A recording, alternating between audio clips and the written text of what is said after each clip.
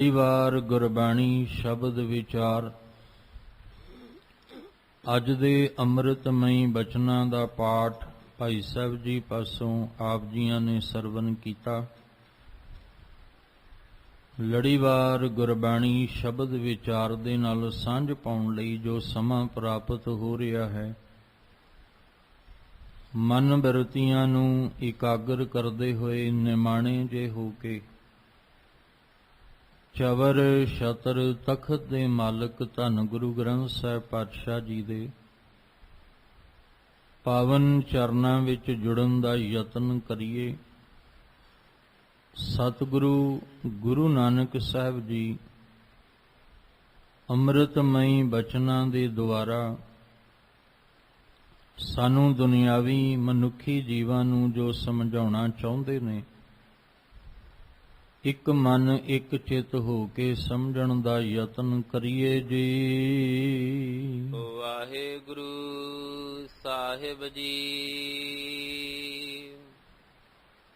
ਸ਼ਲੋਕ ਵਾਰਾਂ ਤੇ ਵਧੀਕ ਮਹੱਲਾ ਪਹਿਲਾ।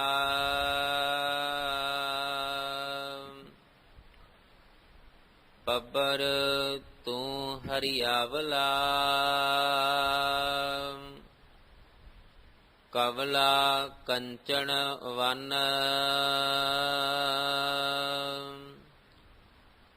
ਕੈ ਦੁਖੜੈ ਸੜਿਓ ਹੈ, ਕਾਲੀ ਹੋਈਆ ਦੇਹੋਰੀ, ਨਾਨਕ ਮੈਂ ਤਨ ਭੰਗ।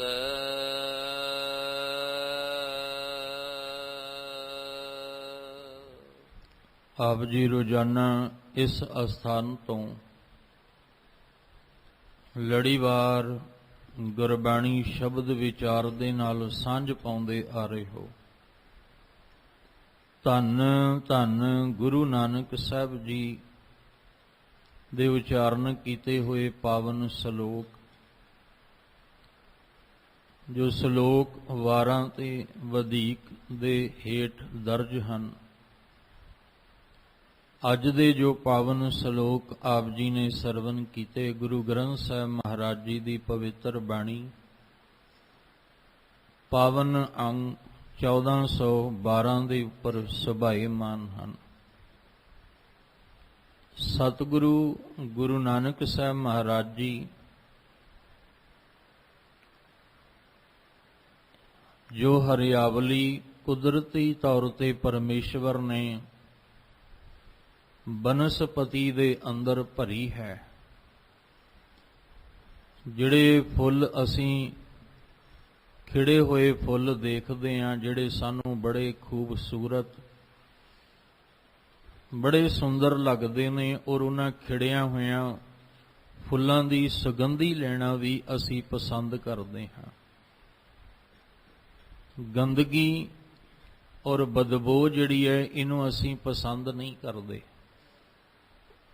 ਤੇ ਨਾ ਹੀ ਅਸੀਂ ਇਹਦੇ ਵਿੱਚ ਰਹਿਣਾ ਜਿਹੜਾ ਉਹ ਚਾਹੁੰਦੇ ਹਾਂ। ਅਸੀਂ ਕਹਿੰਦੇ ਹਾਂ ਕਿ ਸੁਗੰਧੀ ਹੋਵੇ, ਖੁਸ਼ਬੂ ਹੋਵੇ, ਔਰ ਬਕਾਇਦਾ ਉਹਦਾ ਪ੍ਰਬੰਧ ਵੀ ਅਸੀਂ ਉਚੇਚੇ ਤੌਰ ਤੇ ਕਰਦੇ ਹਾਂ ਆਪਣੇ ਘਰ ਦੇ ਵਿੱਚ, ਆਪਣੇ ਰੂਮ ਦੇ ਵਿੱਚ, ਤਾਂ ਕਿ ਸਾਡਾ ਘਰ, ਸਾਡਾ ਜਿਹੜਾ ਰੂਮ ਕਮਰਾ ਹੈ, ਉਹਦੇ ਵਿੱਚ ਹਰ ਵੇਲੇ ਸੁਗੰਧੀ ਆਉਂਦੀ ਰਹੇ। ਅਸੀਂ ਆਪਣੇ ਤਨ ਤੇ ਪਾਉਣ ਵਾਲੇ ਬਸਤਰ ਨੇ, ਉਹਨਾਂ ਦੇ ਵਿੱਚ ਵੀ ਚਾਹੁੰਦੇ ਹਾਂ ਕਿ ਕੋਈ ਨਾ ਕੋਈ ਖੁਸ਼ਬੂ ਸੁਗੰਧੀ ਉਹਦੇ ਵਿੱਚੋਂ ਆਉਂਦੀ ਰਹੇ। ਅਸੀਂ ਆਪਣੇ ਤਨ ਉੱਤੇ ਵੀ ਐਸੀ ਜੁਗਤੀ ਜਿਹੜੀ ਹੈ ਉਹ ਅਪਣਾਉਂਦੇ ਹਾਂ ਕਿ ਸਾਡੇ ਬਾਡੀ ਵਿੱਚੋਂ, ਤਨ ਵਿੱਚੋਂ ਵੀ ਜਿਹੜਾ ਹੈ ਉਹ ਖੁਸ਼ਬੂ ਆਉਂਦੀ ਰਹੇ, ਕਿਉਂਕਿ ਅਸੀਂ ਖੁਸ਼ਬੂ ਨੂੰ, ਸੁਗੰਧੀ ਨੂੰ ਮੰਨਣਾ ਚਾਹੁੰਦੇ ਹਾਂ। ਪਰ ਸਤਿਗੁਰੂ ਮਹਾਰਾਜ ਜੀ ਜੋ ਅੰਮ੍ਰਿਤ ਬਾਣੀ ਵਿੱਚ ਸਮਝਾਉਣਾ ਚਾਹੁੰਦੇ ਨੇ ਕਿ ਬੰਦਿਆ, ਸਿਰਫ ਬਾਹਰ ਦੀ ਸੁਗੰਧੀ ਜਿਹੜੀ ਹੈ, ਇਹਦੇ ਵਿੱਚ ਹੀ ਤੂੰ ਇੰਨਾ ਗਲਤਾਨ ਨਾ ਹੋ ਜਾਈਂ ਕਿ ਤੇਰੇ ਅੰਦਰ ਜਿਹੜੀ ਸੁਗੰਧੀ ਸ਼ੁਭ ਗੁਣਾਂ ਵਾਲੀ ਚਾਹੀਦੀ ਹੈ ਉਹਦੇ ਤੋਂ ਤੂੰ ਦੂਰ ਹੋ ਜਾਏ, ਤੇਰੇ ਅੰਦਰ ਗੰਦਗੀ ਹੋਵੇ, ਬਦਬੂ ਹੋਵੇ, ਤੇ ਬਾਹਰੋਂ ਜਿਹੜਾ ਉਹ ਤੂੰ ਸੁਗੰਧੀ ਦੇ ਨਾਲ ਆਪਣਾ ਚੌਗਿਰਦਾ ਬੜੇ ਖੂਬਸੂਰਤੀ ਨਾਲ ਮਹਿਕਾਇਆ ਹੋਵੇ, ਤੇ ਜਿਹੜਾ ਵੀ ਤੇਰੇ ਇਸ ਚੌਗਿਰਦੇ ਵਿੱਚ ਆਵੇ ਤੇ ਆਖੇ ਵੀ ਖੁਸ਼ਬੂ ਬੜੀ ਵਧੀਆ ਆ ਰਹੀ ਹੈ, ਸੁਗੰਧੀ ਬਹੁਤ ਵਧੀਆ ਆ ਰਹੀ ਹੈ। ਪਰ ਅੰਦਰ ਜੇ ਵੇਖਿਆ ਜਾਏ ਤੇ ਅੰਦਰ ਅਵਗੁਣਾਂ ਦੀ ਗੰਦਗੀ ਇਕੱਠੀ ਹੋਈ ਪਈ। ਤੇ ਜਦੋਂ ਕਿਸੇ ਨਾਲ ਸਾਡਾ ਵਾਹ ਪੈਂਦਾ ਹੈ, ਆਮ ਤੌਰ ਤੇ ਸਾਡੇ ਬਜ਼ੁਰਗ ਇਹੀ ਕਹਿੰਦੇ ਨੇ ਕਿ ਰਾਹ ਪਏ ਜਾਣੀਏ ਜਾਂ ਵਾਹ ਪਏ ਜਾਣੀਏ। ਜਦੋਂ ਰਾਹ ਪਵਾਂਗੇ ਤਾਂ ਹੀ ਪਤਾ ਲੱਗਣਾ ਕਿ ਇਹ ਰਸਤਾ ਕਿਸ ਪਾਸੇ ਜਾਂਦਾ ਹੈ। ਜਦੋਂ ਸਾਡਾ ਕਿਸੇ ਨਾਲ ਵਾਹ ਪਏਗਾ ਤਾਂ ਪਤਾ ਲੱਗਣਾ ਵੀ ਇਹਦਾ ਆਚਰਣ ਕੀ ਹੈ, ਇਹਦੀ ਸੋਚ ਕੀ ਹੈ, ਇਹਦੀ ਸੋਚ ਵਿੱਚ, ਇਹਦੇ ਆਚਰਣ ਵਿੱਚ ਕਿੰਨੀ ਖੁਸ਼ਬੂ, ਸ਼ੁਭ ਗੁਣਾਂ ਦੀ ਸੁਗੰਧੀ ਕਿੰਨੀ ਕੁ ਭਰੀ ਹੈ। ਐਸਾ ਤੇ ਨਹੀਂ ਕਿ ਮੁਖ ਆਵਤ ਤਾਂਕੈ ਦੁਰਗੰਧ, ਕਿ ਜਦੋਂ ਵੀ ਮੁਖੋਂ ਇਹ ਬੋਲਦਾ ਹੈ, ਕੋਈ ਵੀ ਬਚਨ, ਕੋਈ ਵੀ ਇਹ ਸ਼ਬਦ ਮੁਖੋਂ ਬੋਲਦਾ ਹੈ ਤੇ ਦੁਰਗੰਧ ਹੀ ਝਲਕਦੀ ਹੈ, ਗੰਦਗੀ ਹੀ ਜਿਹੜੀ ਹੈ ਇਹਦੇ ਅੰਦਰੋਂ ਨਿਕਲਦੀ ਹੈ। ਤੇ ਸਾਡੇ ਅੰਦਰ ਦੀ ਗੰਦਗੀ ਦਾ ਕਾਰਨ, ਜਿਹੜਾ ਅੰਦਰ ਸਾਡੇ ਸੋਕਾ ਪੈ ਗਿਆ, ਉਹਦਾ ਕਾਰਨ, ਜੋ ਸਾਡੇ ਅੰਦਰ ਹਿਰਦੇ ਦਾ ਕੌਲ ਫੁੱਲ ਜਿਹੜਾ ਹੈ ਉਹ ਮੁਰਝਾ ਗਿਆ, ਉਹਦਾ ਕਾਰਨ ਕਿਤੇ ਅਸੀਂ ਆਪਣੇ ਮੂਲ ਨਾਲੋਂ ਟੁੱਟ ਤਾਂ ਨਹੀਂ ਗਏ। ਜਿਹੜਾ ਆਪਣੇ ਮੂਲ ਨਾਲੋਂ ਟੁੱਟ ਜਾਂਦਾ ਹੈ, ਉਹਦੇ ਅੰਦਰ ਦੀ ਹਰਿਆਵਲੀ ਖਤਮ ਹੋ ਜਾਂਦੀ ਹੈ, ਉਹਦਾ ਜਿਹੜਾ ਖੇੜਾ ਪਨ, ਖਿੜਿਆ ਹੋਇਆ ਪਨ ਹੈ, ਉਹ ਮੁਰਝਾ ਜਾਂਦਾ ਹੈ, ਉੱਥੇ ਸੋਕਾ ਪੈ ਜਾਂਦਾ ਹੈ। ਬਾਹਰ ਦੀ ਅਵਸਥਾ ਨੂੰ ਬਿਆਨ ਕਰਕੇ ਸਤਿਗੁਰੂ ਜੀ ਸਾਡੇ ਅੰਦਰ ਦੀ ਅਵਸਥਾ ਨੂੰ ਦੱਸਣਾ ਚਾਹੁੰਦੇ ਨੇ ਕਿ ਹੇ ਮਨੁੱਖ, ਤੇਰੀ ਹਾਲਤ ਵੀ ਅੰਦਰ ਇਸ ਤਰ੍ਹਾਂ ਦੀ ਹੈ। ਤੈਨੂੰ ਪਰਮੇਸ਼ਵਰ ਨੇ ਇਹ ਮਨੁੱਖਾ ਦੇਹੀ, ਬੜੀ ਸੁੰਦਰ ਦੇਹੀ ਦਿੱਤੀ, ਹਰਿਆ ਭਰਿਆ ਤੈਨੂੰ ਜੀਵਨ ਦਿੱਤਾ, ਪਰ ਤੂੰ ਉਸ ਮੂਲ ਨਾਲੋਂ ਆਪਣੀ ਸਾਂਝ ਤੋੜ ਕੇ, ਮੂਲ ਕੀ ਹੈ? ਪਰਮੇਸ਼ਵਰ। ਤੂੰ ਉਸ ਮੂਲ ਪਰਮੇਸ਼ਵਰ ਦੇ ਨਾਲੋਂ ਆਪਣੀ ਸਾਂਝ ਤੋੜ ਕੇ ਸੰਸਾਰ ਦੇ ਨਾਲ ਬਣਾ ਲਈ। ਹੁਣ ਜਿਹਦੇ ਕਰਕੇ ਤੇਰੀ ਜ਼ਿੰਦਗੀ 'ਚ ਹਰਿਆਵਲੀ ਰਹਿਣੀ ਸੀ, ਜਿਹਦੇ ਕਰਕੇ ਤੇਰੇ ਜੀਵਨ ਦੇ ਵਿੱਚ ਖੁਸ਼ਹਾਲੀ ਰਹਿਣੀ ਸੀ, ਜਿਹਦੇ ਕਰਕੇ ਤੇਰੇ ਜੀਵਨ ਦੇ ਅੰਦਰ ਸੁਗੰਧੀ ਜਿਹੜੀ ਹੈ ਹਰ ਵੇਲੇ ਰਹਿਣੀ ਸੀ, ਤੂੰ ਉਹਦੇ ਨਾਲ ਸਾਂਝ ਤੋੜ ਲਈ। ਤੇਰੇ ਅੰਦਰ ਹਰਿਆਵਲੀ ਵੀ ਨਹੀਂ ਰਹੀ, ਖੁਸ਼ੀਆਂ ਵੀ ਤੇਰੇ ਅੰਦਰ ਨਹੀਂ ਰਹੀਆਂ, ਖੇੜਾਪਨ ਵੀ ਤੇਰੇ ਅੰਦਰ ਨਹੀਂ ਰਿਹਾ, ਔਰ ਇਹਦੇ ਨਾ ਰਹਿਣ ਕਰਕੇ ਤੇਰਾ ਅੰਦਰ ਦਾ ਜੀਵਨ ਜਿਹੜਾ ਸੀ ਉਹ ਗੰਦਗੀ ਦੇ ਨਾਲ ਭਰ ਗਿਆ। ਜਿਹੜੇ ਕੋਲ ਆ ਕੇ ਬੈਠਣਾ ਚਾਹੁੰਦੇ ਸੀ, ਦੋ ਬੋਲ ਤੇਰੇ ਸੁਣਨਾ ਚਾਹੁੰਦੇ ਸੀ, ਅੱਜ ਉਹੀ ਪਾਸਾ ਵੱਟ ਕੇ ਲੰਘ ਜਾਣਾ ਚਾਹੁੰਦੇ ਨੇ। ਕਿਉਂ? ਕਿਉਂਕਿ ਪਤਾ ਹੈ ਵੀ ਜੋ ਇਹਨੇ ਬੋਲਣਾ ਹੈ ਇਹ ਗੰਦਗੀ ਦੇ ਬੋਲ ਹੀ ਬੋਲਣੇ ਨੇ, ਇਹਦੇ ਨਾਲੋਂ ਪਾਸਾ ਵੱਟ ਕੇ ਹੀ ਲੰਘ। ਦੇਖੋ, ਬਾਹਰ ਦੀ ਉਦਾਹਰਨ ਦੇ ਕੇ ਸਮਝਾਇਆ ਕਿ ਜਿੱਥੇ ਗੰਦਗੀ ਦਾ ਢੇਰ ਹੋਵੇ ਲੋਕੀ ਨੱਕ ਬੰਦ ਕਰਕੇ ਲੰਘ ਜਾਂਦੇ ਨੇ, ਜਾਂ ਰਸਤਾ ਬਦਲ ਦਿੰਦੇ ਨੇ, ਪਾਸਾ ਵੱਟ ਕੇ ਲੰਘ ਜਾਂਦੇ ਨੇ। ਪਰ ਜਿੱਥੇ ਖੁਸ਼ਬੂ ਹੈ, ਸੁਗੰਧੀ ਹੈ, ਉੱਥੇ ਲੋਕ ਬਾਰ-ਬਾਰ ਆਉਣਾ ਪਸੰਦ ਕਰਦੇ ਨੇ, ਕਿਉਂਕਿ ਉੱਥੇ ਆ ਕੇ ਇੱਕ ਸਕੂਨ ਮਿਲਦਾ ਹੈ, ਇੱਕ ਵੱਖਰੀ ਜਿਹੀ ਖੁਸ਼ੀ ਮਿਲਦੀ ਹੈ। ਜਿੱਥੇ ਗੰਦਗੀ ਦੇ ਢੇਰ ਲੱਗੇ ਨੇ, ਲੋਕ ਉੱਥੇ ਇੱਕ ਵਾਰ ਆ ਜਾਣ, ਮੁੜ ਕੇ ਉੱਥੇ ਆਉਣ ਨੂੰ ਦਿਲ ਹੀ ਕੋਈ ਨਹੀਂ ਕਰਦਾ। ਔਰ ਇੱਕ ਫੁੱਲਾਂ ਦਾ ਬਾਗ, ਜਿੱਥੇ ਹਰ ਵੇਲੇ ਤਰ੍ਹਾਂ-ਤਰ੍ਹਾਂ ਦੇ ਫੁੱਲਾਂ ਦੀ ਸੁਗੰਧੀ ਆ ਰਹੀ, ਤੇ ਬੰਦਾ ਕਹਿੰਦਾ ਵੀ ਉੱਥੇ ਬਾਰ-ਬਾਰ ਜਾਣ ਨੂੰ ਚਿੱਤ ਕਰਦਾ ਹੈ। ਕਿਉਂ? ਕਿਉਂਕਿ ਉੱਥੇ ਬਹੁਤ ਮਨ ਨੂੰ ਸਕੂਨ ਮਿਲਦਾ ਹੈ, ਮਨ ਨੂੰ ਖੁਸ਼ੀ ਮਿਲਦੀ ਹੈ, ਮਨ ਨੂੰ ਇੱਕ ਵੱਖਰਾ ਜਿਹਾ ਚੈਨ ਆਉਂਦਾ ਹੈ, ਔਰ ਇੱਕ ਵੱਖਰੀ ਜਿਹੀ ਉੱਥੇ ਖੁਸ਼ਬੂ ਜਿਹੜੀ ਹੈ ਉਹ ਮਨ ਨੂੰ ਪ੍ਰਸੰਨ ਕਰ ਦਿੰਦੀ ਹੈ। ਉੱਥੇ ਬੰਦਾ ਬਾਰ-ਬਾਰ ਜਾਂਦਾ ਹੈ। ਇਸ ਲਈ ਸਤਿਗੁਰੂ ਮਹਾਰਾਜ ਗੁਰੂ ਨਾਨਕ ਸਾਹਿਬ ਜੀ ਨੇ ਇਹ ਜਿਹੜਾ ਅੱਜ ਦਾ ਸ਼ਲੋਕ ਉਚਾਰਿਆ, ਜਿਹਨੂੰ ਗੁਰੂ ਅਰਜਨ ਦੇਵ ਪਾਤਸ਼ਾਹ ਨੇ 12 ਤੇ ਵਧੇਕ ਅੰਦਰ ਦਰਜ ਕੀਤਾ। ਜਦੋਂ ਗੁਰੂ ਨਾਨਕ ਸਾਹਿਬ ਜੀ ਭਾਈ ਮਰਦਾਨਾ ਜੀ ਨੂੰ ਲੈ ਕੇ ਸੰਸਾਰਿਕ ਯਾਤਰਾ ਕਰਦੇ ਨੇ, ਇੱਕ ਬਾਬਾ ਅਕਾਲ ਰੂਪ, ਦੂਜਾ ਰਬਾਬੀ ਮਰਦਾਨਾ। ਰਬਾਬ ਲੈ ਕੇ ਭਾਈ ਮਰਦਾਨਾ ਜੀ ਨਾਲ ਨਾਲ ਚੱਲਦੇ ਨੇ। ਜਿੱਥੇ ਗੁਰੂ ਨਾਨਕ ਸਾਹਿਬ ਨੇ ਆਖਿਆ ਵੀ ਇੱਥੇ ਬੈਠੀਏ, ਕੁਦਰਤ ਨੂੰ ਵੇਖੀਏ, ਕੁਦਰਤ ਦਾ ਨਜ਼ਾਰਾ ਵੇਖੀਏ, ਬਲਹਾਰੀ ਕੁਦਰਤ ਵਸਿਆ। ਇਸ ਕੁਦਰਤ ਦੇ ਵਿੱਚ ਉਹ ਕਰਤਾ ਜਿਹੜਾ ਉਹ ਵਸਿਆ ਹੋਇਆ ਸੁਗੰਧੀ ਦੇ ਰਿਹਾ ਹੈ, ਉਹ ਖੁਸ਼ਬੂ ਦੇ ਰਿਹਾ ਹੈ।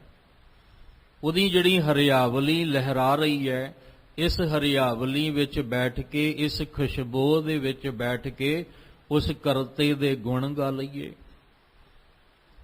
ਤੇ ਜਦੋਂ ਗੁਰੂ ਨਾਨਕ ਸਾਹਿਬ ਜੀ ਭਾਈ ਮਰਦਾਨਾ ਜੀ ਨੂੰ ਲੈ ਕੇ ਇੱਕ ਪੱਬਰ ਦੇ ਕੋਲੋਂ ਦੀ ਲੰਘੇ ਹੋਣਗੇ, ਉਹ ਜਿਹਦੇ ਵਿੱਚ ਪਾਣੀ ਭਰਿਆ ਹੋਇਆ ਤੇ ਜਿਹਦੇ ਵਿੱਚ ਫੁੱਲ ਖਿੜੇ ਹੋਏ ਨੇ, ਜਿਹਨੂੰ ਆਪਾਂ ਇੱਕ ਛੱਪਰ ਵੀ ਕਹਿ ਸਕਦੇ ਹਾਂ, ਸਰੋਵਰ ਵੀ ਕਹਿ ਸਕਦੇ ਹਾਂ।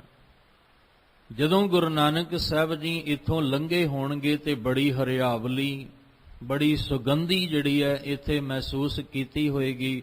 ਤੇ ਜਦੋਂ ਪਰਤ ਕੇ ਵਾਪਸ ਆਏ ਹੋਣਗੇ ਤੇ ਉਹ ਫੁੱਲ ਵੀ ਖਿੜੇ ਹੋਏ ਨਹੀਂ ਨਜ਼ਰ ਆਏ, ਔਰ ਉਹਦੀ ਹਰਿਆਵਲੀ ਵੀ ਜਿਹੜੀ ਸੀ ਉਹ ਵੀ ਨਜ਼ਰ ਨਹੀਂ ਆਈ। ਜਿੱਥੇ ਹਰਿਆਵਲੀ ਸੀ ਉੱਥੇ ਹੁਣ ਕਾਲਖ ਨਜ਼ਰ ਆ ਰਹੀ ਹੈ। ਜਿੱਥੇ ਫੁੱਲਾਂ ਦੀ ਮਹਿਕ ਆ ਰਹੀ ਸੀ, ਖੁਸ਼ਬੂ ਆ ਰਹੀ, ਸੁਗੰਧੀ ਆ ਰਹੀ ਸੀ, ਉੱਥੇ ਹੁਣ ਬਦਬੂ ਆ ਰਹੀ ਹੈ। ਜਿੱਥੇ ਬੈਠਣ ਨੂੰ ਚਿੱਤ ਕਰਦਾ ਸੀ, ਅੱਜ ਉੱਥੇ ਖਲੋਣ ਨੂੰ ਵੀ ਚਿੱਤ ਨਹੀਂ ਕਰਦਾ। ਕਿਤੇ ਝਾਤ ਮਾਰ ਕੇ ਵੇਖਿਓ, ਆ ਸੰਸਾਰ ਦੇ ਵਿੱਚ ਅਸੀਂ ਆਪਣੇ ਮਤਲਬ ਲਈ, ਆਪਣੇ ਸਵਾਰਥ ਨੂੰ ਪੂਰਾ ਕਰਨ ਲਈ ਕੁਦਰਤ ਨਾਲ ਕਿੰਨਾ ਖਿਲਵਾੜ ਕੀਤਾ।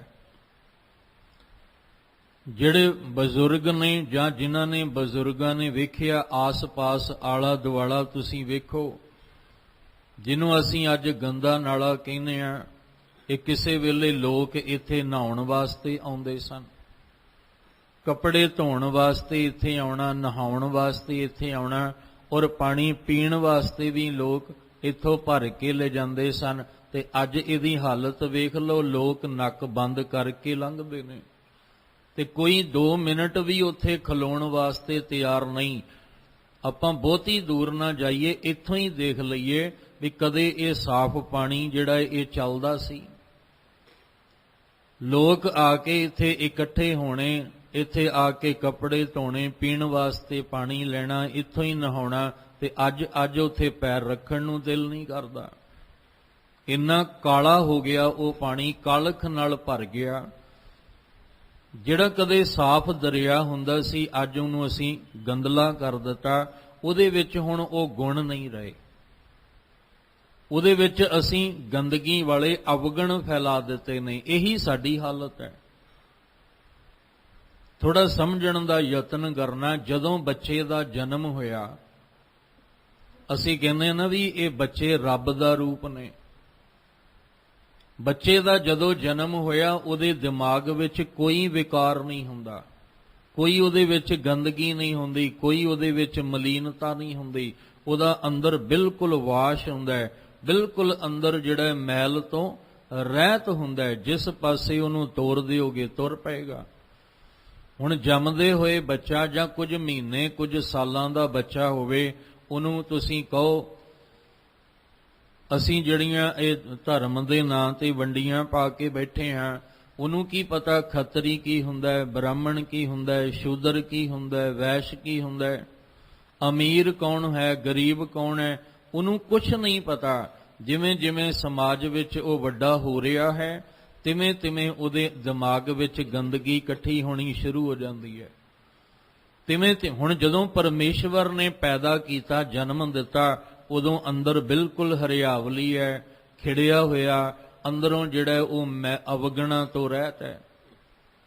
ਪਰ ਜਿਵੇਂ ਜਿਵੇਂ ਸਮਾਜ ਵਿੱਚ ਵੱਡਾ ਹੋ ਰਿਹਾ, ਦੁਨੀਆ ਨੂੰ ਦੇਖ ਰਿਹਾ, ਦੁਨੀਆ ਦੀਆਂ ਹਰਕਤਾਂ ਵੇਖ ਰਿਹਾ, ਇਹਦਾ ਪ੍ਰਭਾਵ ਇਹਦੇ ਦਿਮਾਗ ਉੱਤੇ ਪੈਣਾ ਸ਼ੁਰੂ ਹੋਇਆ। ਹੁਣ ਬਚਪਨ ਤੋਂ ਜੋਬਨ ਤੱਕ ਆਇਆ, ਇਹਦੇ ਅੰਦਰ ਅਵਗੁਣ ਇਕੱਠੇ ਹੋ ਗਏ। ਜਿਹੜਾ ਬਚਪਨ ਵਿੱਚ ਸਾਫ਼ ਸੁਥਰਾ ਸੀ ਉਹ ਜੋਬਨ ਵਿੱਚ ਆ ਕੇ ਮੈਲਾ ਹੋ ਗਿਆ। ਉਹਦੇ ਅੰਦਰ ਅਵਗੁਣਾਂ ਦੀ ਮੈਲ ਗੰਦਗੀ ਜਿਹੜੀ ਸੀ ਉਹ ਇਕੱਠੀ ਹੋ ਗਈ।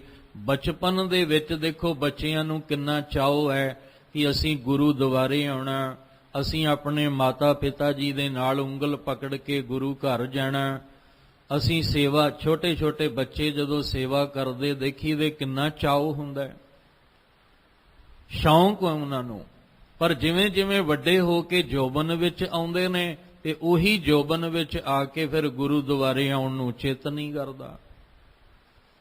ਬਚਪਨ ਦੇ ਵਿੱਚ ਉਹ ਭੱਜ ਭੱਜ ਕੇ ਆਉਂਦੇ ਸਨ, ਮਾਂ-ਬਾਪ ਦੇ ਅੱਗੇ ਅੱਗੇ ਭੱਜ ਕੇ ਆਉਣਾ ਵੀ ਅਸੀਂ ਵੀ ਗੁਰੂ ਦੁਆਰੇ ਜਾਣਾ, ਅਸੀਂ ਵੀ ਸੰਗਤ ਵਿੱਚ ਬਹਿਣਾ, ਸੇਵਾ ਕਰਨੀ, ਸਿਮਰਨ ਕਰਨਾ ਹੈ। ਤੇ ਜਦੋਂ ਜੋਬਨ ਆ ਜਾਂਦਾ ਹੈ ਉਦੋਂ ਮਾਪੇ ਕਹਿੰਦੇ ਨੇ ਤੇ ਉਦੋਂ ਉਹ ਆਉਣ ਨੂੰ ਤਿਆਰ ਨਹੀਂ। ਕੀ ਫਰਕ ਪੈ ਗਿਆ? ਕਿਉਂਕਿ ਹੁਣ ਅੰਦਰ ਉਹ ਹਰਿਆਵਲੀ ਜਿਹੜੀ ਬਚਪਨ ਵਾਲੀ ਸੀ ਉਹ ਜੋਬਨ ਤੱਕ ਆਉਂਦਿਆਂ ਸੁੱਕ ਗਈ। ਉਹ ਹੁਣ ਅੰਦਰ ਚਾਉ ਜਿਹੜਾ ਸੀ ਅੰਦਰ ਦਾ ਮੁੱਕ ਗਿਆ। ਹੁਣ ਮਾਪੇ ਅਰਦਾਸਾਂ ਕਰਦੇ ਨੇ ਇਹ ਸਾਡੇ ਬੱਚੇ ਜਿਹੜੇ ਆ ਜਦੋਂ ਦੇ ਇਹ ਜਵਾਨ ਹੋ ਗਏ, ਧੀਆਂ ਪੁੱਤਰ, ਹੁਣ ਇਹ ਗੁਰੂ ਘਰ ਆਉਣ ਨੂੰ ਤਿਆਰ ਹੀ ਨਹੀਂ। ਇਹਨਾਂ ਨੂੰ ਫੈਸ਼ਨ ਦਾ ਰੰਗ ਹੀ ਇੰਨਾ ਚੜ ਗਿਆ, ਇਹਨਾਂ ਨੂੰ ਦੁਨਿਆਵੀ ਰੰਗ ਹੀ ਇੰਨੇ ਜ਼ਿਆਦਾ ਚੜ ਗਏ ਨੇ।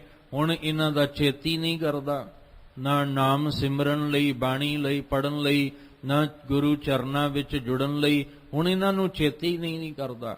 ਆਉਂਦੇ ਨੇ ਪਰ ਜਿਹੜਾ ਦੇ ਜੋਬਨ ਵਿੱਚ ਧੀਆਂ ਪੁੱਤਰ ਨਾਮ ਬਾਣੀ ਵਿੱਚ ਰੰਗੇ ਹੋਏ ਨੇ, ਮੁਬਾਰਕ ਹੈ। ਪਰ ਬਹੁਤਾਤ ਵਿੱਚ ਆਪਾਂ ਵੇਖਦੇ ਹੀ ਹਾਂ ਕਿ ਸਿਰਫ ਇੱਕ ਫਾਰਮੈਲਿਟੀ ਜਿਹੜੀ ਹੈ ਉਹ ਸਾਡੇ ਨੌਜਵਾਨ ਧੀਆਂ ਪੁੱਤਰਾਂ ਵਿੱਚ ਰਹਿ ਗਈ ਕਿ ਗੁਰੂ ਘਰ ਦੇ ਵਿੱਚ ਆਉਣਾ, ਨਮਸਕਾਰ ਕਰਨੀ ਹੈ, ਬਸ ਆਪਣੇ ਆਪਣੇ ਮੋਬਾਈਲ ਵਿੱਚ ਗੁੰਮ ਹੋ ਕੇ ਤੇ ਚਲੇ ਜਾਣਾ। ਸਾਡਾ ਗੁਰੂ ਦੇ ਘਰ ਦੇ ਵਿੱਚ ਆਉਣਾ ਸਾਨੂੰ ਬਚਪਨ ਦੇ ਵਿੱਚ ਪਤਾ ਸੀ, ਫਿਰ ਜੋਬਨ ਵਿੱਚ ਕਿਉਂ ਭੁੱਲ ਗਿਆ?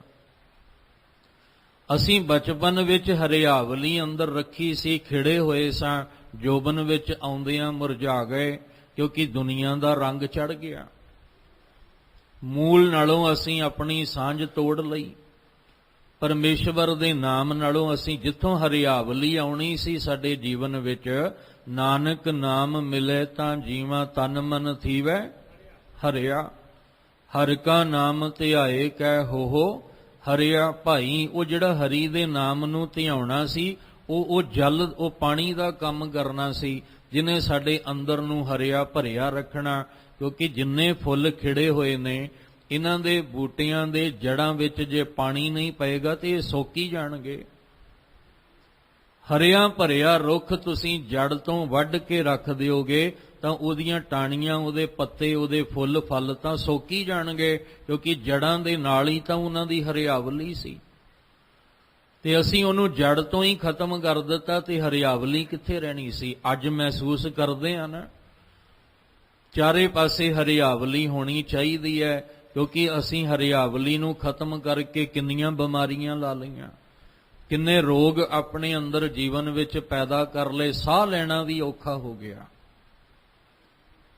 ਅਸੀਂ ਆਪਣੇ ਸਵਾਰਥ ਵਾਸਤੇ ਹਰਿਆਵਲੀ ਕੁਦਰਤ ਨਾਲ ਇੰਨਾ ਖਿਲਵਾੜ ਕੀਤਾ, ਉਹਦਾ ਨਤੀਜਾ ਅੱਜ ਅਸੀਂ ਵੇਖ ਰਹੇ ਹਾਂ। ਬਸ ਇਹੀ ਸਾਡੇ ਅੰਦਰ ਦੀ ਹਾਲਤ ਹੈ।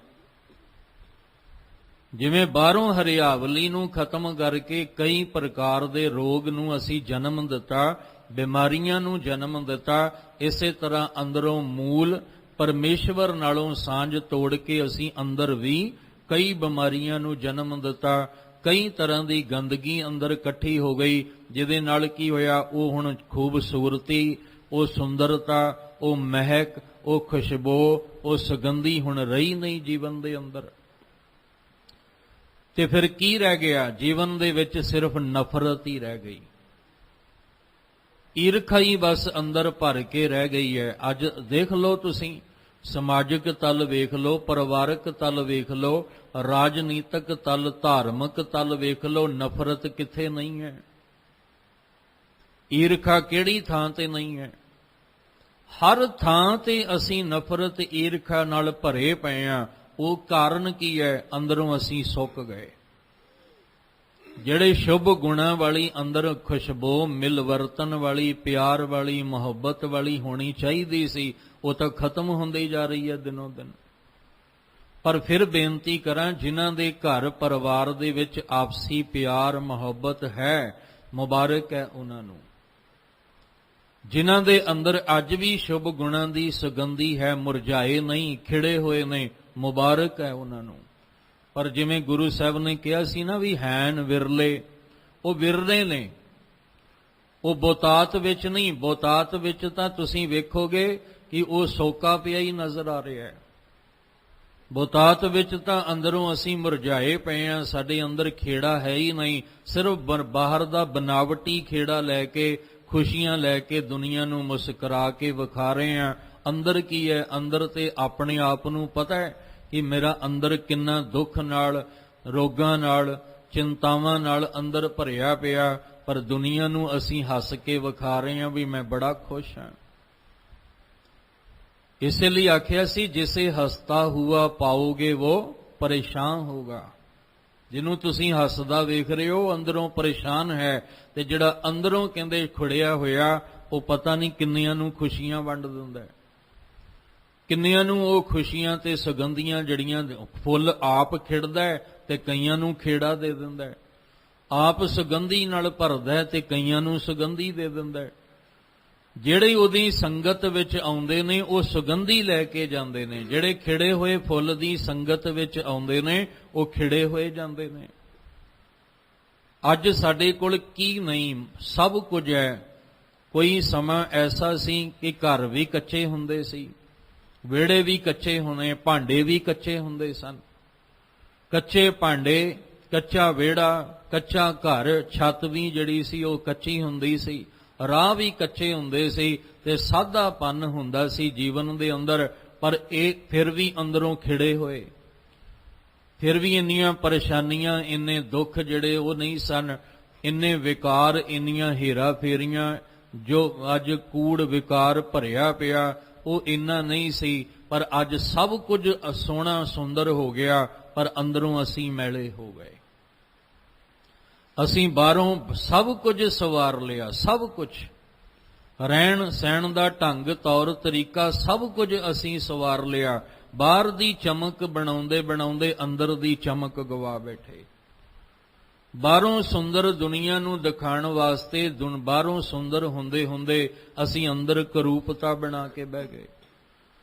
ਬਾਹਰੋਂ ਜਿਹੜਾ ਚੌਗਿਰਦਾ ਸੁੰਦਰ ਬਣਾਉਣ ਵਾਸਤੇ ਅਸੀਂ ਅੰਦਰ ਆਪਣਾ ਆਪਾ ਉਜਾੜ ਲਿਆ। ਇੱਕ ਟਾਈਮ ਸੀ ਜਦੋਂ ਬੰਦੇ ਕੋਲ ਕੱਚਾ ਘਰ ਹੈ, ਸਾਦਾ ਜਿਹਾ ਭੋਜਨ ਉਹ ਵੀ ਹੱਥ ਦੀ ਤਲੀ ਤੇ ਰੱਖ ਕੇ ਜਿੱਦਾਂ ਦਾ ਮਿਲ ਗਿਆ ਤੇ ਖਾ ਲਿਆ, ਤੇ ਫਿਰ ਵੀ ਉਹਦੇ ਅੰਦਰ ਪਰਮੇਸ਼ਵਰ ਦੀ ਯਾਦ ਬਣੀ ਰਹਿੰਦੀ ਸੀ। ਫਿਰ ਵੀ ਉਹਨੂੰ ਅੰਮ੍ਰਿਤ ਵੇਲਾ ਵਿਸਰਦਾ ਨਹੀਂ ਸੀ, ਹਰ ਦਮ ਪਰਮਾਤਮਾ ਦੀ ਯਾਦ ਅੰਦਰ ਬਣੀ ਰਹਿਣੀ। ਤੇ ਅੱਜ ਸਾਡੇ ਕੋਲ ਖਾਣ ਵਾਲੇ ਪਦਾਰਥ ਮੁੱਕਦੇ ਹੀ ਨਹੀਂ। ਬੰਦਾ ਸੋਚਦਾ ਵੀ ਅੱਜ ਕਿਹੜਾ ਖਾਵਾਂ ਤੇ ਕੱਲ ਕਿਹੜਾ ਖਾਵਾਂ, ਸਵੇਰੇ ਕਿਹੜਾ ਖਾਵਾਂ ਤੇ ਦੁਪਹਿਰੇ ਕਿਹੜਾ ਪਦਾਰਥ ਖਾਵਾਂ। ਅੱਜ ਤੇ ਇੰਨਾ ਕੁਝ ਸਾਡੇ ਕੋਲ ਹੈ, ਪਰ ਫਿਰ ਵੀ ਅਸੀਂ ਮੁਰਝਾ ਗਏ ਹਾਂ। ਕਿਉਂ? ਸਾਡੇ ਕੋਲ ਨਿਤਨੇਮ ਨਹੀਂ ਰਿਹਾ, ਸਾਡੇ ਕੋਲ ਬਾਣੀ ਦਾ ਅਭਿਆਸ ਨਹੀਂ ਰਿਹਾ, ਸਾਡੇ ਕੋਲ ਸਤ ਸੰਗਤ ਜਿਹੜੀ ਹੈ ਉਹ ਨਹੀਂ ਰਹੀ। ਅਸੀਂ ਬਾਹਰੋਂ ਤਾਂ ਆਪਣੇ ਆਪ ਨੂੰ ਬਹੁਤ ਸਵਾਰਿਆ, ਪਰ ਦੇਖਣਾ ਤੇ ਵੀ ਅੰਦਰ ਮੇਰੇ ਕੀ ਹੈ, ਕਿ ਅੰਦਰ ਮੇਰਾ ਆਹ ਹਾਲ ਤਾਂ ਨਹੀਂ ਜਿਹੜਾ ਗੁਰੂ ਨਾਨਕ ਸਾਹਿਬ ਜੀ ਦੱਸ ਰਹੇ ਨੇ ਕਿ ਤੂੰ ਬੜਾ, ਤੇਰੇ ਫੁੱਲ ਖਿੜੇ ਹੋਏ ਸੀ, ਕਿੱਥੇ ਗਿਆ ਤੇਰਾ ਖੇੜਾ, ਤੇਰੀ ਹਰਿਆਵਲੀ ਜਿਹੜੀ ਸੀ ਉਹ ਕਿੱਥੇ ਗਈ। ਫਿਰ ਬੇਨਤੀ ਕਰਾਂ, ਬਚਪਨ ਵਿੱਚ ਅਸੀਂ ਕਿੰਨੇ ਹੱਸਦੇ ਸਾਂ, ਖੇਡਦੇ ਸਾਂ। ਜੇ ਕਿਸੇ ਨਾਲ ਕੋਈ ਗੁੱਸਾ ਗਿੱਲਾ ਹੁੰਦਾ ਜਾਂ ਲੜ ਵੀ ਪੈਂਦੇ ਸੀ, ਫਿਰ ਇਕੱਠੇ ਹੋ ਜਾਣਾ। ਆ ਦੇਖੀਦਾ ਨਾ ਵੀ ਬੱਚਿਆਂ ਪਿੱਛੇ ਮਾਂ-ਬਾਪ ਲੜਦੇ ਹੁੰਦੇ ਨੇ ਤੇ ਬੱਚੇ ਫਿਰ ਇਕੱਠੇ ਹੋ ਕੇ ਖੇਡਦੇ ਹੁੰਦੇ ਨੇ। ਤੇ ਮਾਂ-ਬਾਪ ਕਹਿੰਦੇ ਅਸੀਂ ਇਹਨਾਂ ਪਿੱਛੇ ਲੜਦੇ ਪਏ ਹਾਂ ਆਪਸ ਵਿੱਚ, ਇਹ ਫਿਰ ਇਕੱਠੇ ਹੋ ਕੇ ਖੇਡ ਰਹੇ ਨੇ। ਬੱਚਿਆਂ ਵਿੱਚ ਥੋੜਾ ਜਿਹਾ ਗੁੱਸਾ ਗਿਲਾ ਜ਼ਰੂਰ ਹੁੰਦਾ, ਉਹ ਫਿਰ ਥੋੜੀ ਦੇਰ ਬਾਅਦ ਇੱਕ-ਮਿੱਕ ਹੋ ਜਾਂਦੇ ਨੇ। ਪਰ ਜਦੋਂ ਹੀ ਅਸੀਂ ਵੱਡੇ ਹੋਏ, ਜਵਾਨ ਹੋਏ, ਤੇ ਸਾਡਾ ਗੁੱਸਾ ਗਿਲਾ ਇੰਨਾ ਹੋ ਗਿਆ ਕਿ ਅਸੀਂ ਵੰਡੀਆਂ ਹੀ ਪਾ ਦਿੱਤੀਆਂ। ਅਸੀਂ ਦੀਵਾਰਾਂ ਹੀ ਨਫ਼ਰਤ ਦੀਆਂ ਖੜੀਆਂ ਕਰਕੇ ਕਹਿ ਦਿੱਤਾ ਵੀ ਤੇਰੀ ਅੱਜ ਤੋਂ ਬਾਅਦ ਮੈਂ ਸ਼ਕਲ ਨਹੀਂ ਵੇਖਣਾ ਚਾਹੁੰਦਾ।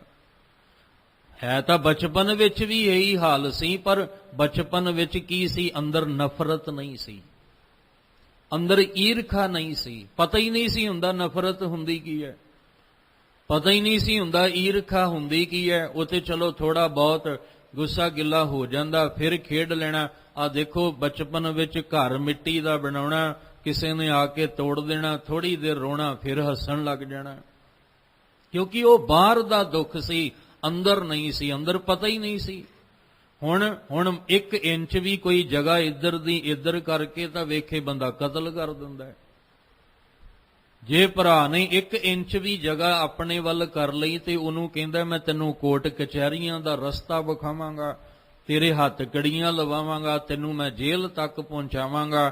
ਹੁਣ ਗੱਲ ਤੇ ਇਹ ਹੈ ਵੀ ਉਦੋਂ ਮਿੱਟੀ ਦਾ ਘਰ ਬਣਿਆ ਸੀ, ਉਹ ਵੀ ਤੋੜਿਆ ਤੇ ਥੋੜਾ ਜਿਹਾ ਗੁੱਸਾ ਹੋਇਆ, ਪਰ ਫਿਰ ਦੁਬਾਰਾ ਹੱਸ ਕੇ ਇੱਕ ਦੂਜੇ ਉੱਤੇ ਜਾਨਾਂ ਵਾਰਨ ਨੂੰ ਗੱਲਾਂ ਕਰਦੇ। ਤੇ ਅੱਜ 1 ਇੰਚ ਵੀ ਇੱਧਰ ਹੋ ਗਈ ਤੇ ਅੱਜ ਬੰਦਾ ਕਹਿੰਦਾ ਮੈਂ ਤੈਨੂੰ ਕੋਰਟ ਕਚਹਿਰੀ ਤੱਕ ਲੈ ਜਾਵਾਂ, ਕਿਉਂਕਿ ਅੰਦਰ ਜਿਹੜਾ ਸੀ ਉਹ ਗੰਦਗੀ ਨਾਲ ਭਰ ਗਿਆ। ਅੰਦਰ ਦੀ ਹਰਿਆਵਲੀ ਜਿਹੜੀ ਬਚਪਨ ਵਾਲੀ ਸੀ ਉਹ ਜੋਬਨ ਵਿੱਚ ਆਉਂਦਿਆਂ ਮੁੱਕ ਗਈ, ਉਹ ਅੰਦਰੋਂ ਸੋਕਾ ਪੈ ਗਿਆ ਕਿ ਅਸੀਂ ਬਨਾਵਟੀ ਜ਼ਿੰਦਗੀ ਜਿਉਣੀ ਸਿੱਖ ਗਏ ਹਾਂ।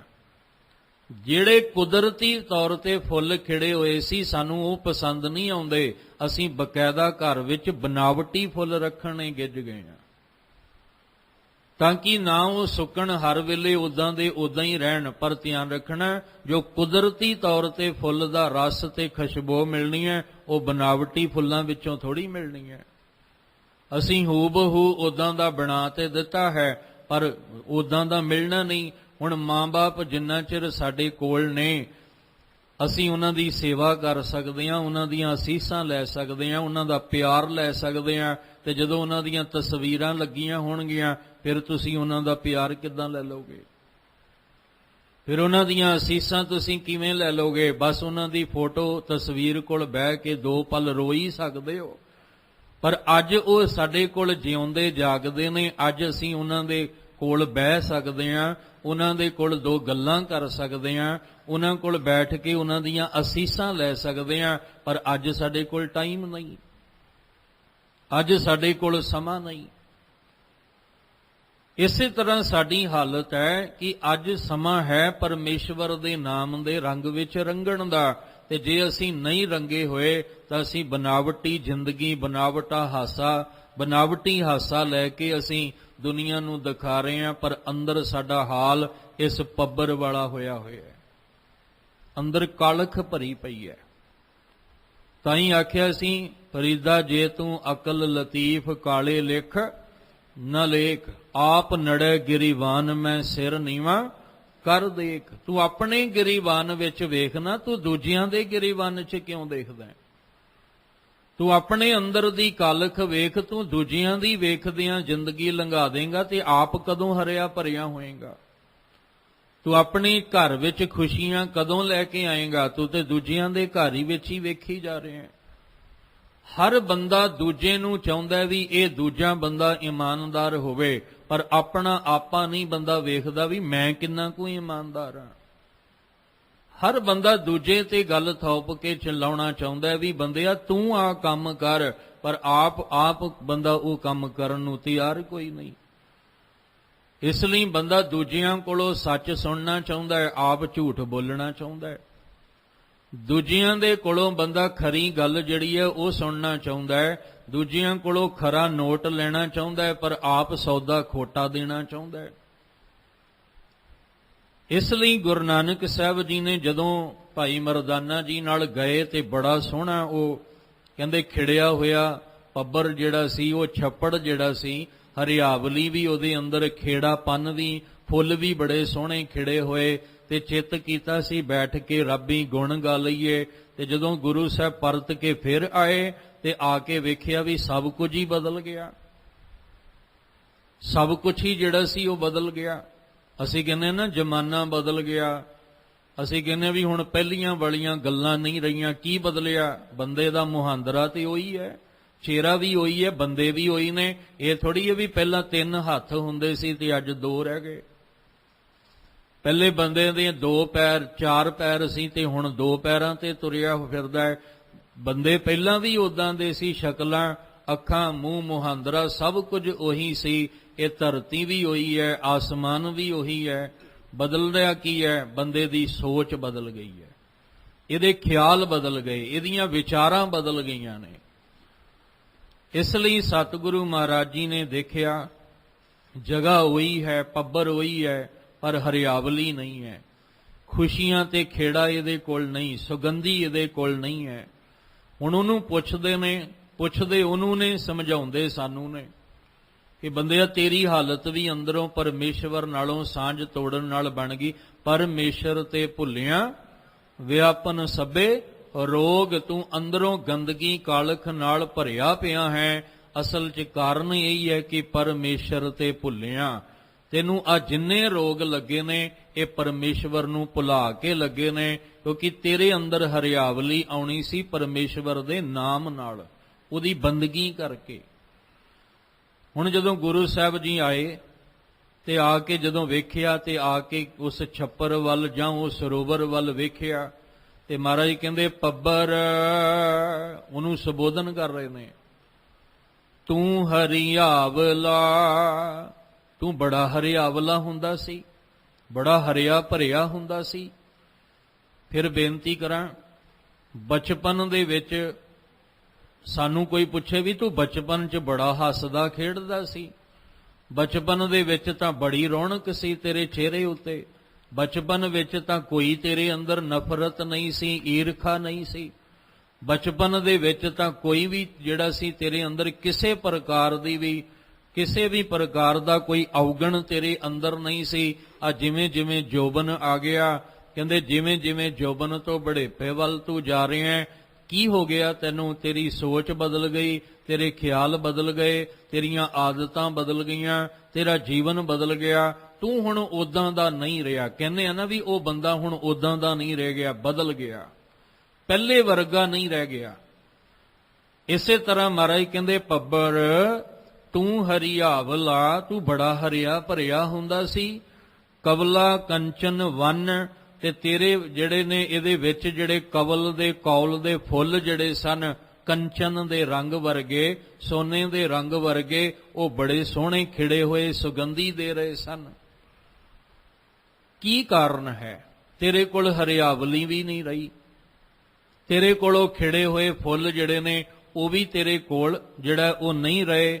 ਕਹਿ ਦੁਖੜੈ ਸੜਿਓ ਹੈ, ਕੀ ਹੈ ਤੇਰੇ ਵਿੱਚ? ਕਿਹੜਾ ਦੋਸ਼ ਆ ਗਿਆ? ਕਿਹੜੀ ਤੇਰੇ ਵਿੱਚ ਕਮੀ ਆ ਗਈ ਜਿਹਦੇ ਨਾਲ ਤੂੰ ਹਰਿਆ ਭਰਿਆ ਸੀ, ਸੁਗੰਧੀ ਨਾਲ ਭਰਿਆ ਸੀ, ਸਭ ਕੁਝ ਸੜ ਕੇ ਸਵਾਹ ਹੋ ਗਿਆ? ਤੇ ਸਾਨੂੰ ਵੀ ਤਾਂ ਕਹਿ ਰਹੇ ਨੇ ਬੰਦਿਆ ਤੂੰ ਬਚਪਨ 'ਚ ਬੜਾ ਖਿੜਿਆ ਹੱਸਦਾ ਸੀ, ਦਿਲੋਂ ਹੱਸਦਾ ਸੀ, ਦਿਲੋਂ ਖਿੜਿਆ ਹੋਇਆ ਸੀ, ਹੁਣ ਕੀ ਹੈ ਤੂੰ ਅੰਦਰੋਂ ਦੂਜਿਆਂ ਦੀਆਂ ਖੁਸ਼ੀਆਂ ਵੇਖ ਕੇ ਸਾੜੀ ਜਾਂਦਾ, ਦੂਜਿਆਂ ਦੇ ਸੁੱਖ ਵੇਖ ਕੇ ਤੈਨੂੰ ਅੱਗ ਹੀ ਲੱਗ ਜਾਂਦੀ ਹੈ, ਤੇਰੇ ਮੱਥੇ ਵਾਟੀ ਪੈ ਜਾਂਦਾ ਹੈ। ਅੱਜ ਤੂੰ ਕਿਸੇ ਦਾ ਭਲਾ ਜਿਹੜਾ ਉਹ ਭਲਾ ਤੇ ਕੀ ਕਰਨਾ ਹੈ, ਤੂੰ ਕਿਸੇ ਦੀਆਂ ਖੁਸ਼ੀਆਂ ਵੀ ਦੇਖ ਕੇ ਬਰਦਾਸ਼ਤ ਨਹੀਂ ਕਰਦਾ। ਇੰਨਾ ਸੜਿਆ ਬਲਿਆ ਅੰਦਰੋਂ ਕਿਉਂ ਹੋ ਗਿਆ ਤੂੰ? ਬੰਦੇ ਨੂੰ ਹੀ ਸਮਝਾ ਰਹੇ ਨੇ ਕਿ ਹੇ ਮਨੁੱਖ, ਤੂੰ ਅੰਦਰੋਂ ਇੰਨਾ ਸੜਿਆ ਬਲਿਆ ਕਿਉਂ ਹੋ ਗਿਆ? ਤੂੰ ਤਾਂ ਆਪਣਿਆਂ ਦੀ ਵੀ ਖੁਸ਼ੀਆਂ ਦੇਖ ਕੇ ਬਰਦਾਸ਼ਤ ਨਹੀਂ ਕਰ ਰਿਹਾ, ਤੂੰ ਦੂਜਿਆਂ ਦੀਆਂ ਖੁਸ਼ੀਆਂ ਕਿੱਥੇ ਬਰਦਾਸ਼ਤ ਕਰੇਗਾ? ਇੱਕ ਘਰ ਜਿੱਥੇ ਆਪਸ ਦੇ ਵਿੱਚ ਵਿਹੜੇ ਵਿੱਚ ਦੋ ਭਰਾ ਖੇਡ ਰਹੇ ਨੇ, ਬੜੀ ਰੌਣਕ ਲੱਗੀ ਹੈ, ਘਰ ਵਿੱਚ ਲਹਿਰਾਂ ਬਹਿਰਾਂ ਖੁਸ਼ੀਆਂ ਨੇ, ਤੇ ਅੱਜ ਜਦੋਂ ਦੋਵੇਂ ਜਣੇ ਵਿਆਹੇ ਗਏ ਤੇ ਅੱਜ ਇੱਕ ਦੂਜੇ ਤੇ ਲੜਦੇ ਨੇ, ਮਾਰ ਕੁਟਾਈ ਕਰਦੇ ਨੇ, ਅੱਜ ਇੱਕ ਦੂਜੇ ਨੂੰ ਗਾਲੀ ਗਲੋਚ ਕਰਦੇ ਨੇ, ਅੱਜ ਇੱਕ ਦੂਜੇ ਨੂੰ ਦੇਖ ਕੇ ਰਾਜੀ ਨਹੀਂ। ਘਰ ਤੇ ਉਹੀ ਹੈ, ਵਿਹੜਾ ਵੀ ਉਹੀ ਹੈ, ਘਰ ਦੇ ਵਿੱਚ ਸਾਜੋ ਸਮਾਨ ਵੀ ਸਭ ਕੁਝ ਉਹੀ ਹੈ, ਕੀ ਬਦਲ ਗਿਆ? ਕਹਿਣ ਲੱਗੇ ਬਸ ਇਹਨਾਂ ਦਾ ਬਚਪਨ ਜਿਹੜਾ ਜੋਬਨ ਤੱਕ ਆਇਆ, ਇਹਨਾਂ ਦੀ ਸੋਚ ਬਦਲ ਗਈ। ਜਿਹੜੇ ਭਰਾ ਇੱਕ ਦੂਜੇ ਨੂੰ ਵੇਖ ਕੇ ਖੁਸ਼ ਹੁੰਦੇ ਸੀ, ਮਾੜਾ ਜਿਹਾ ਵੀ ਕੋਈ ਕਿਤੇ ਇੱਧਰ ਉੱਧਰ ਹੋ ਜਾਏ ਤੇ ਰੋਣ ਲੱਗ ਜਾਂਦੇ ਸੀ ਵੀ ਮੇਰਾ ਵੀਰ ਕਿੱਥੇ ਗਿਆ, ਮੇਰਾ ਭਰਾ ਕਿੱਥੇ ਗਿਆ, ਤਾਹਾਂ ਮਾਰਦੇ ਸਨ। ਅੱਜ ਉਹੀ ਇੱਕ ਦੂਜੇ ਦੀਆਂ ਜਾਨਾਂ ਲੈਣ ਨੂੰ ਫਿਰਦੇ ਨੇ, ਅੱਜ ਉਹੀ ਇੱਕ ਦੂਜੇ ਦੇ ਸ਼ਕਲ ਵੇਖਣ ਨੂੰ ਤਿਆਰ ਨਹੀਂ। ਕੀ ਕਾਰਨ? ਘਰ ਉਹ ਰੌਣਕਾਂ, ਉਹ ਖੁਸ਼ੀਆਂ ਘਰ ਦੀਆਂ ਕਿੱਥੇ ਚਲੀਆਂ ਗਈਆਂ?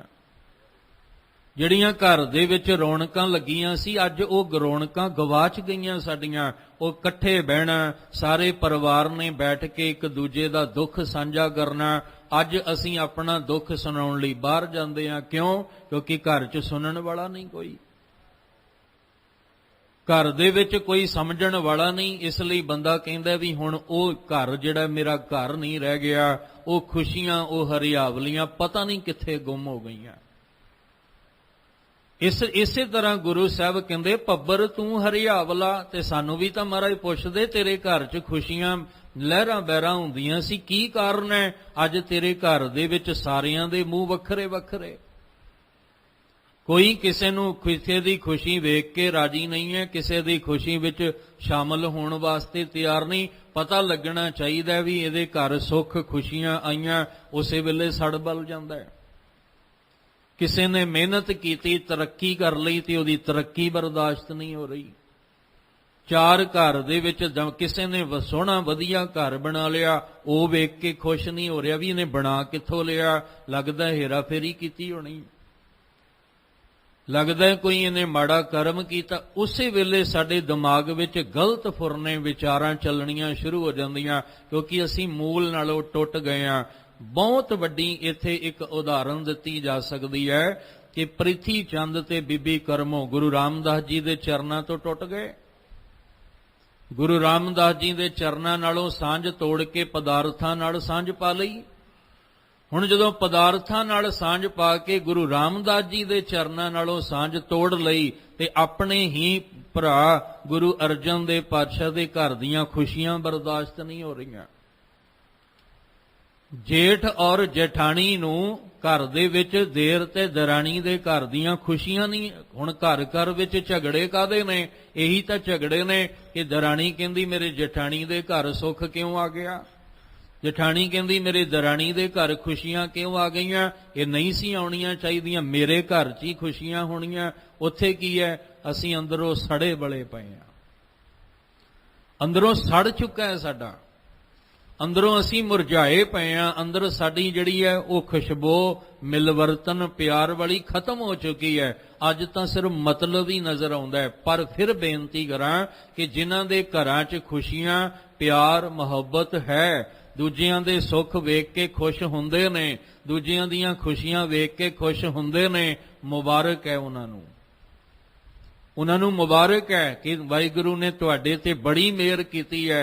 ਅੱਜ ਵੀ ਤੁਸੀਂ ਦੂਜਿਆਂ ਦੇ ਸੁੱਖ ਵੇਖ ਕੇ ਤੇ ਸੁਖੀ ਹੁੰਦੇ ਹੋ, ਦੂਜਿਆਂ ਦੀਆਂ ਖੁਸ਼ੀਆਂ ਵੇਖ ਕੇ ਖੁਸ਼ ਹੁੰਦੇ ਹੋ, ਅੱਜ ਵੀ ਤੁਸੀਂ ਖੁਸ਼ ਹੁੰਦੇ ਹੋ। ਇੱਕ ਟਾਈਮ ਆਇਆ ਸੀ, ਆਪ ਜੀ ਨੂੰ ਪਤਾ ਹੈ, ਕਿ ਜਦੋਂ ਅੰਮ੍ਰਿਤਸਰ ਸਾਹਿਬ, ਹਰਮੰਦਰ ਸਾਹਿਬ, ਅਕਾਲ ਤਖਤ ਸਾਹਿਬ ਤੇ ਹਮਲਾ ਹੁੰਦਾ ਹੈ, ਤੇ ਉਸ ਵੇਲੇ ਕਈਆਂ ਨੇ ਖੁਸ਼ੀਆਂ ਵਿੱਚ ਲੱਡੂ ਵੀ ਵੰਡੇ ਸਨ।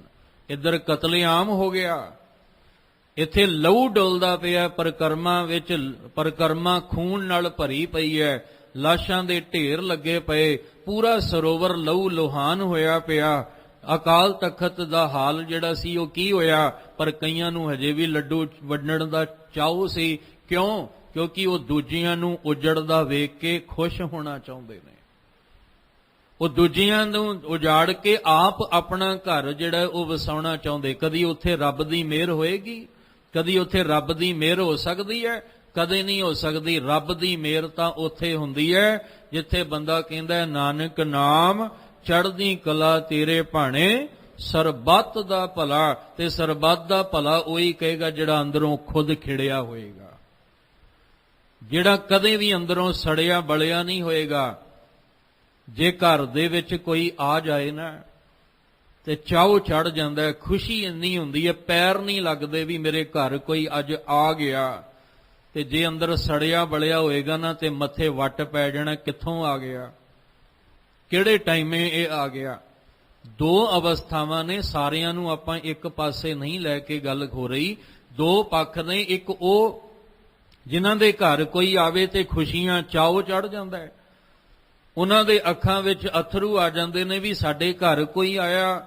ਤੇ ਇੱਕ ਉਹ ਨੇ ਜਿਨ੍ਹਾਂ ਦੇ ਘਰ ਕੋਈ ਆਵੇ ਤੇ ਮੱਥੇ ਵੱਟ ਪੈ ਜਾਂਦਾ ਵੀ ਕਿੱਥੋਂ ਆ ਗਿਆ, ਹੁਣ ਇਹਨੂੰ ਖਵਾਉਣਾ ਪਿਆਣਾ ਪਏਗਾ। ਹੁਣ ਇਹਨੂੰ ਸਾਨੂੰ ਆਪਣੇ ਜਿਹੜਾ ਆਪਣਾ ਨਹੀਂ, ਮੈਂ ਆਪਣੇ ਲਈ ਨਹੀਂ ਬਣਾ ਸਕਦਾ, ਇਹਨੂੰ ਬਣਾ ਕੇ ਕਿੱਥੋਂ ਖਵਾਵਾਂ? ਉਹਨਾਂ ਦਾ ਅੰਦਰ ਹੀ ਸੜ ਬਲ ਜਾਂਦਾ ਹੈ, ਤੇ ਜਿਹੜਾ ਅੰਦਰ ਹੀ ਸੜ ਬਲ ਜਾਏ, ਜਿਹਦੇ ਮੱਥੇ ਵੱਟ ਪੈ ਜਾਏ, ਉਹ ਕਿਸੇ ਨੂੰ ਕੀ ਖਵਾਏਗਾ? ਪਰ ਗੁਰੂ ਨਾਨਕ ਸਾਹਿਬ ਦਾ ਘਰ ਐਸਾ ਹੈ ਕਿ ਦੁਨੀਆ ਨੇ ਇਹਨੂੰ ਉਜਾੜਨ ਦਾ, ਤਬਾਹ ਕਰਨ ਦਾ ਯਤਨ ਬੜਾ ਕੀਤਾ, ਬੜੇ ਹਮਲਾਵਰ ਆਏ, ਉਹਨਾਂ ਨੇ ਯਤਨ ਕੀਤਾ, ਪਰ ਜਿੰਨਾ ਮਿਟਾਉਣ ਦੀ ਕੋਸ਼ਿਸ਼ ਕੀਤੀ, ਗੁਰੂ ਬਾਬੇ ਨਾਨਕ ਦੇ ਘਰ ਨੇ ਉਨਾ ਹੀ ਦੂਜਿਆਂ ਦਾ ਭਲਾ ਕੀਤਾ, ਉਨੇ ਹੀ ਦੂਜਿਆਂ ਦੇ ਘਰਾਂ ਵਿੱਚ ਖੁਸ਼ੀਆਂ ਵੰਡੀਆਂ। ਔਰ ਬਹੁਤੀ ਦੂਰ ਦੀ ਗੱਲ ਨਹੀਂ, ਆ ਜਿਹੜਾ ਸਮਾਂ ਲੰਘਿਆ, ਇਹ ਸਾਨੂੰ ਭੁੱਲਣਾ ਨਹੀਂ ਚਾਹੀਦਾ ਕਿ ਜਦੋਂ ਘਰ ਘਰ ਦੇ ਵਿੱਚ ਅੰਨ ਨਸੀਬ ਨਹੀਂ ਹੋਇਆ, ਰੋਟੀ ਦਾ ਦਾਣਾ ਨਸੀਬ ਨਹੀਂ ਹੋਇਆ, ਤੇ ਉੱਥੇ ਗੁਰੂ ਬਾਬੇ ਨਾਨਕ ਦੇ ਘਰ ਦਾ ਲੰਗਰ ਘਰ ਘਰ ਪਹੁੰਚਿਆ। ਪਰਵਾਹ ਨਹੀਂ ਕੀਤੀ, ਕਿਉਂਕਿ ਉਹ ਦੂਜਿਆਂ ਦੇ ਘਰ ਵੇਖ ਕੇ ਅਰਦਾਸ ਕਰਨੀ ਜਾਣਦਾ ਹੈ, ਜਗਤ ਜਲੰਦਾ ਰੱਖ ਲੈ ਆਪਣੀ ਕਿਰਪਾ ਧਾਰ। ਨਹੀਂ ਤੇ ਬੰਦਾ ਕਹਿੰਦਾ ਮੈਨੂੰ ਰੱਖ ਲੈ, ਬਾਕੀਆਂ ਦੀ ਨਹੀਂ ਮੈਨੂੰ ਖੈਰ, ਬਾਕੀਆਂ ਦੀ ਮੈਨੂੰ ਕੋਈ ਪਰਵਾਹ ਨਹੀਂ, ਜਲਦੇ ਬਲਦੇ ਸੜਦੇ ਨੇ ਸੜੀ ਜਾਣ, ਮੈਨੂੰ ਕੋਈ ਪਰਵਾਹ ਨਹੀਂ, ਮਾਲਕਾ ਤੂੰ ਮੇਰਾ ਘਰ ਬਚਾ ਲੈ, ਬਾਕੀਆਂ ਦੇ ਭਾਵੇਂ ਸੜਦੇ। ਨਹੀਂ, ਗੁਰੂ ਨਾਨਕ ਸਾਹਿਬ ਦੇ ਘਰ ਵਿੱਚ ਐਸੀ ਸਿੱਖਿਆ ਨਹੀਂ ਹੈ।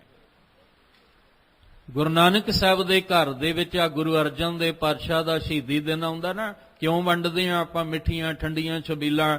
ਪਰ ਦੇਖਿਆ ਜਾਏ ਗੁਰੂ ਅਰਜਨ ਦੇਵ ਜੀ ਤਾਂ ਤਤੀ ਤਵੀ ਤੇ ਬੈਠੇ ਆ, ਸਾਰਾ ਸਰੀਰ ਜਿਹੜਾ ਛਾਲਿਆਂ ਨਾਲ ਭਰਿਆ ਪਿਆ, ਉਬਲਦੇ ਪਾਣੀ ਵਿੱਚ ਬੈਠੇ ਨੇ। ਪਰ ਸਾਨੂੰ ਇਹ ਸਿਖਾਇਆ ਕਿ ਤੂੰ ਭਾਵੇਂ ਉਬਲਦੇ ਪਾਣੀ ਵਿੱਚ ਬੈਠਾ ਹੋਵੇਂ, ਪਰ ਤੂੰ ਦੂਜਿਆਂ ਨੂੰ ਠੰਡ ਵਰਤਾਉਣੀ ਹੈ, ਤੂੰ ਦੂਜਿਆਂ ਨੂੰ ਸੁੱਖ, ਦੂਜਿਆਂ ਨੂੰ ਖੁਸ਼ੀਆਂ ਦੇਣੀਆਂ ਨੇ।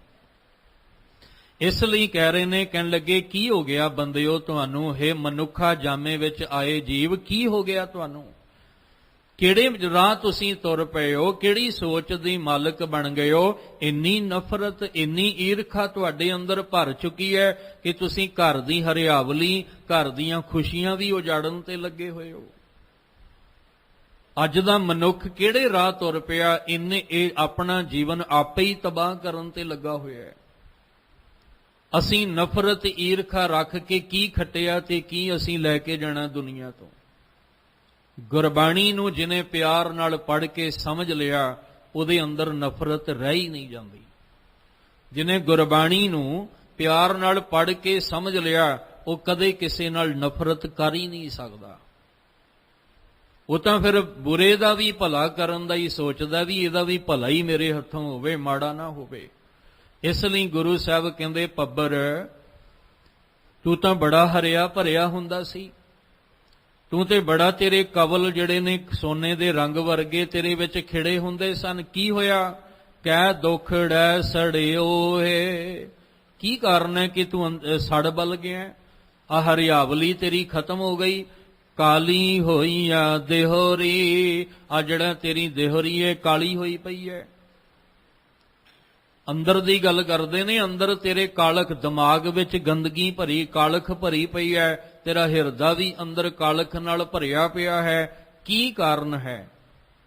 ਅੱਗੋਂ ਫਿਰ ਜਵਾਬ ਦਿੱਤਾ, ਕਹਿੰਦੇ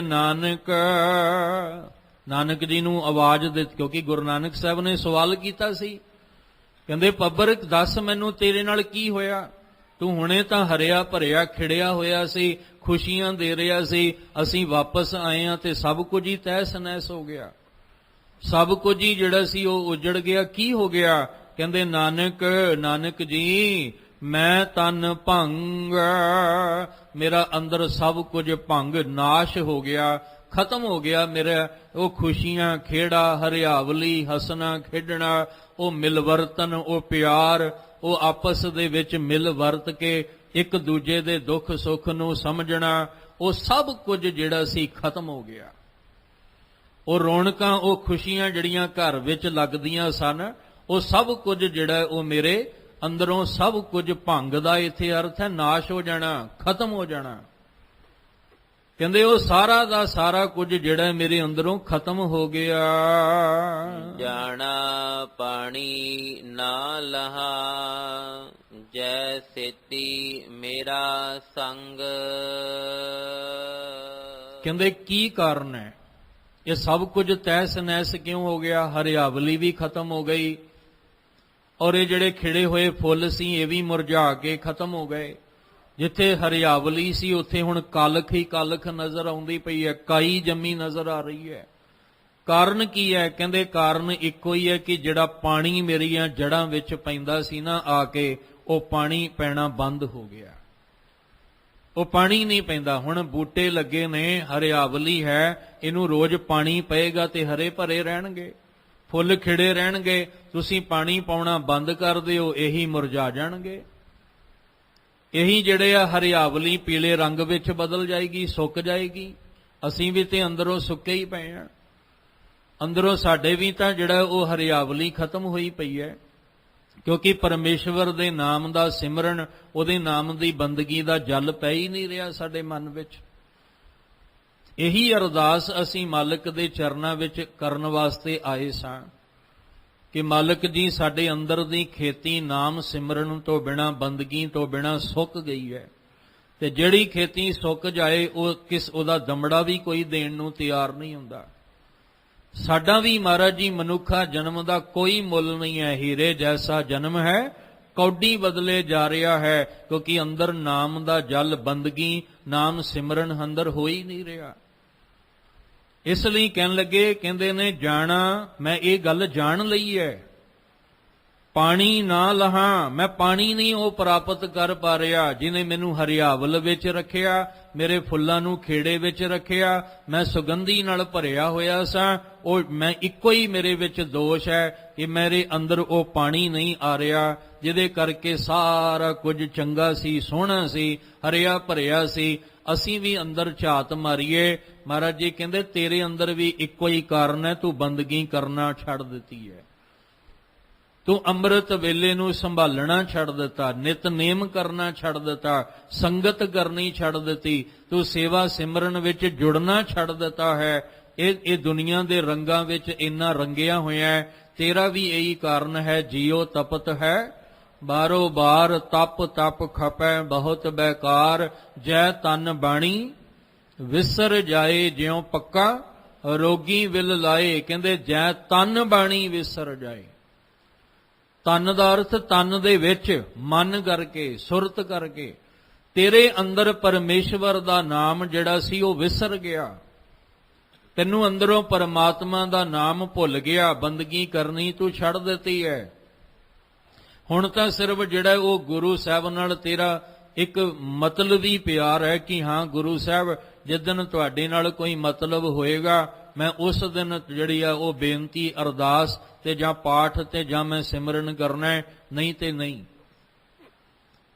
ਦੋ ਤਰ੍ਹਾਂ ਦਾ ਗੁਰੂ ਦਰ ਤੇ ਆਉਣ ਵਾਲਾ ਜੀਵਨ ਹੈ। ਇੱਕ ਤੁਸੀਂ ਆਏ, ਤੁਸੀਂ ਗੁਰਬਾਣੀ ਨਾਲ, ਵਿਚਾਰ ਨਾਲ, ਕੀਰਤਨ ਨਾਲ ਜੁੜਨ ਆਏ, ਮੁਬਾਰਕ ਹੈ ਤੁਹਾਡਾ।